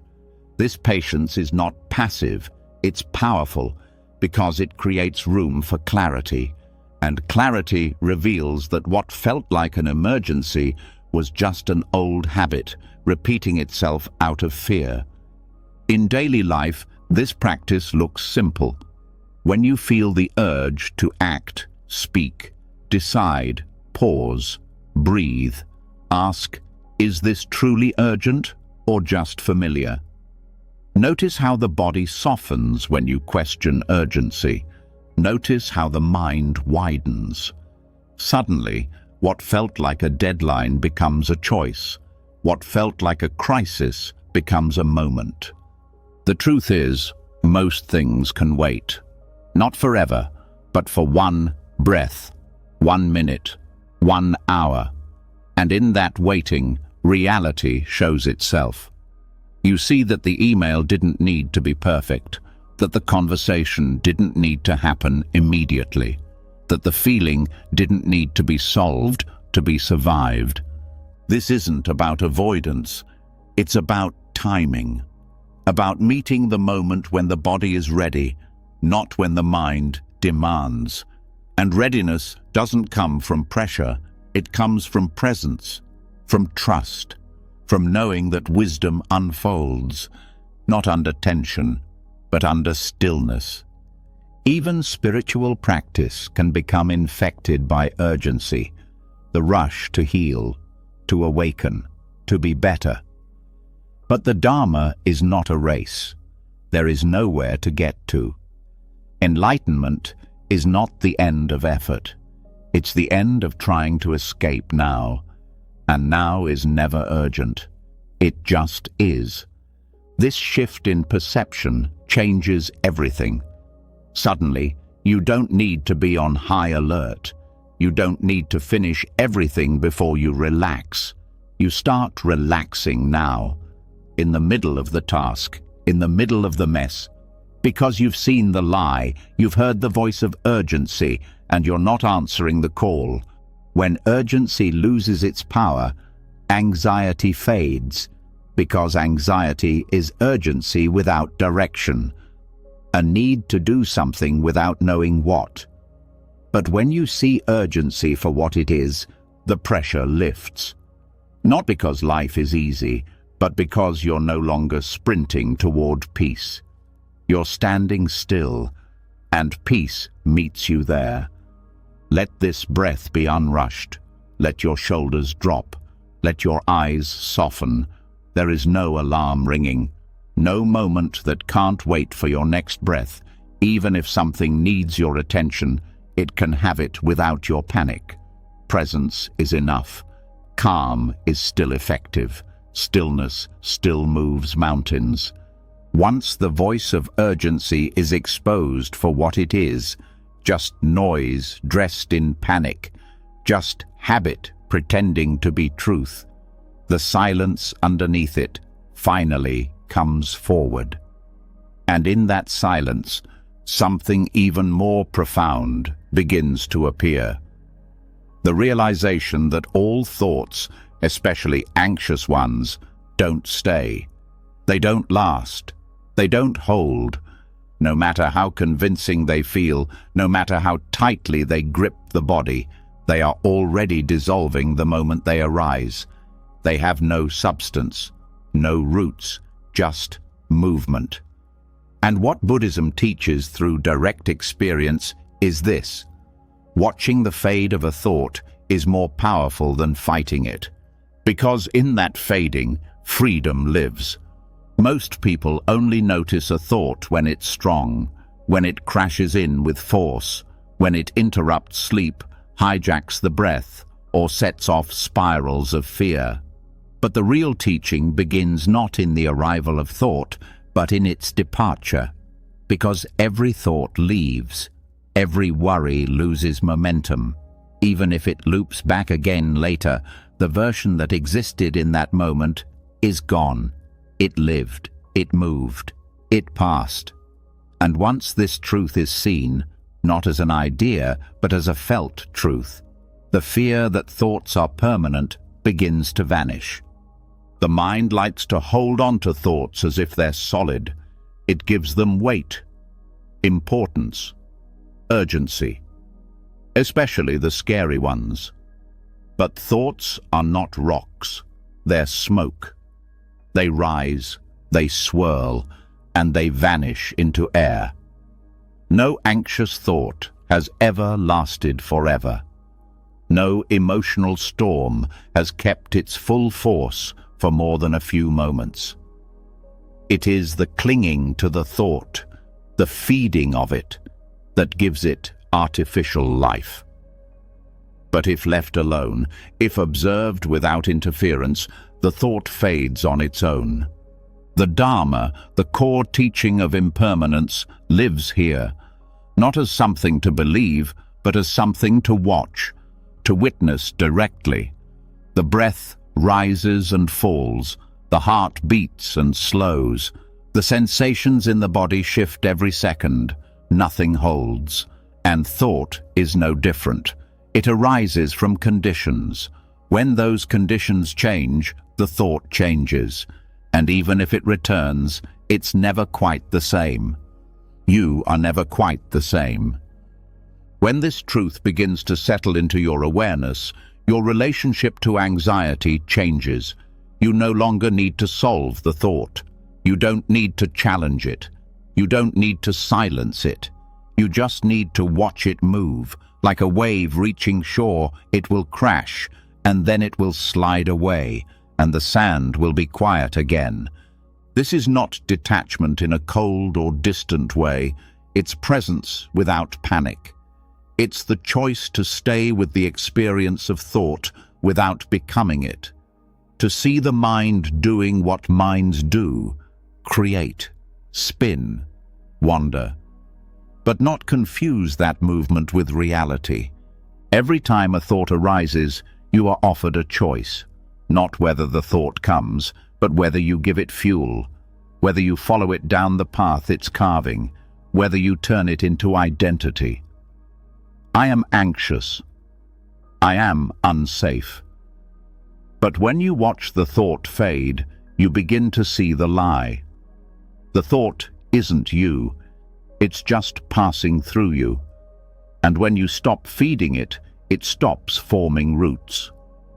There is something called bare attention in Buddhist practice. It means observing what is happening without adding anything to it. No judgment, no commentary, no analysis, just watching. When you apply bare attention to anxious thoughts, you see their nature more clearly. They flicker, they hesitate, they try to grow, but they dissolve when you don't react. It's like watching a match burn out before it lights the next one. This dissolving process can be felt in the body too. The tension that rises with a scary thought doesn't stay. The tight chest, the flutter in the stomach, they pulse, then soften. If you don't resist, if you don't label them as wrong, when you allow the body to experience the energy without the mind amplifying it, the body processes it naturally, and then it fades. One of the great illusions of anxiety is that the thought must be answered, that until it's resolved, it will stay. But it won't. Thoughts have a half-life, even the intense ones. They may return, yes, but not because they're permanent, because they've been practiced. And even that habit can dissolve once you stop believing every thought that visits you. There's something deeply peaceful about sitting in the middle of an anxious thought and realizing that it's already fading, that it's not growing, it's passing. That awareness doesn't need to control it. Just hold it, just witness it fall apart on its own. This kind of seeing changes the nervous system. It trains the body to trust that presence is stronger than panic. This also builds patience. You stop needing to rush your way out of discomfort. You stop trying to escape every emotion. You sit, you breathe, you let the thought come, and you let it go like a cloud blown apart by wind. You stop being the storm, and you become the sky it moves through. Over time, something else shifts. You stop fearing the next thought, even if it's intense, even if it's dark, because you've seen the ending, you've seen the fade, and that knowledge makes the next spiral less powerful. You meet it with calm, not because you're perfect, but because you've practiced dissolving. This is also where compassion grows, for yourself and for others, because you see how hard it is to live inside a mind that builds so many stories. You see how exhausting it is to believe every fear, and you start to soften. You start to say to your own mind, I know you're scared, but I'm not leaving, and I know you'll settle soon. Even sleep becomes easier when you hold this truth. Because the mind doesn't need to be empty to rest.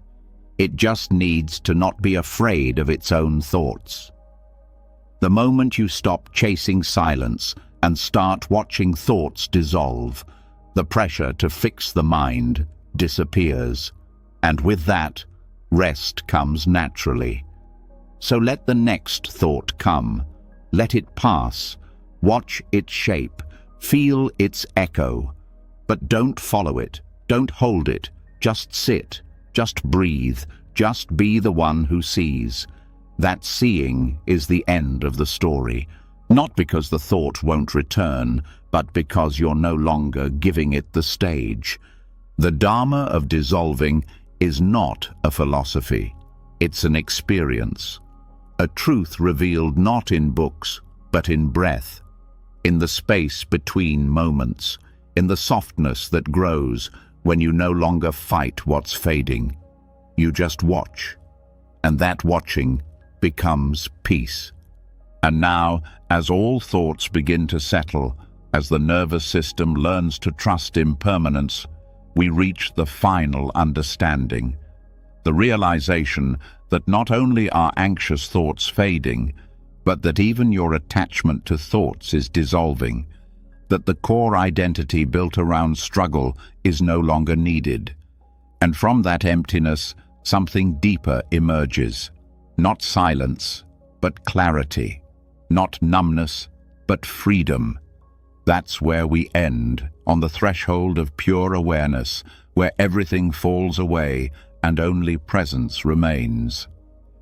You've just journeyed through the quiet unraveling of anxiety, not by fighting it, not by fixing it, but by understanding it, layer by layer. You've seen how certainty isn't safety, how identity isn't fixed, how the observer can rest, how craving builds the panic, and how the body holds what words cannot express. You've released tension stored in breath, met the second arrow of fear with compassion, left clock time behind, and touched the breath before thought ever formed. You've stepped out of constant reaction, unmasked the illusion of control, traced the roots of anxious karma, and forgiven futures that haven't happened. You've learned to hear stillness, stopped chasing peace, let lethargy become a doorway, watched urgency unravel, and finally seen anxiety itself dissolve. And now here you are, still, present, weightless. Not every night will be easy. Not every thought will dissolve immediately. But you now know what most people never see, that you are not your anxiety. You are the space it passes through, and that space is vast, calm, and untouched. If something in this helped you, even just a little, let us know. Drop a comment and share the moment that landed deepest for you. Your voice might be the exact thing someone else needs to hear tonight. And if you'd like to keep walking this path with us, subscribe and hit the bell so you never miss another journey inward. Until next time, rest easy, breathe deeply, and remember, you are already home.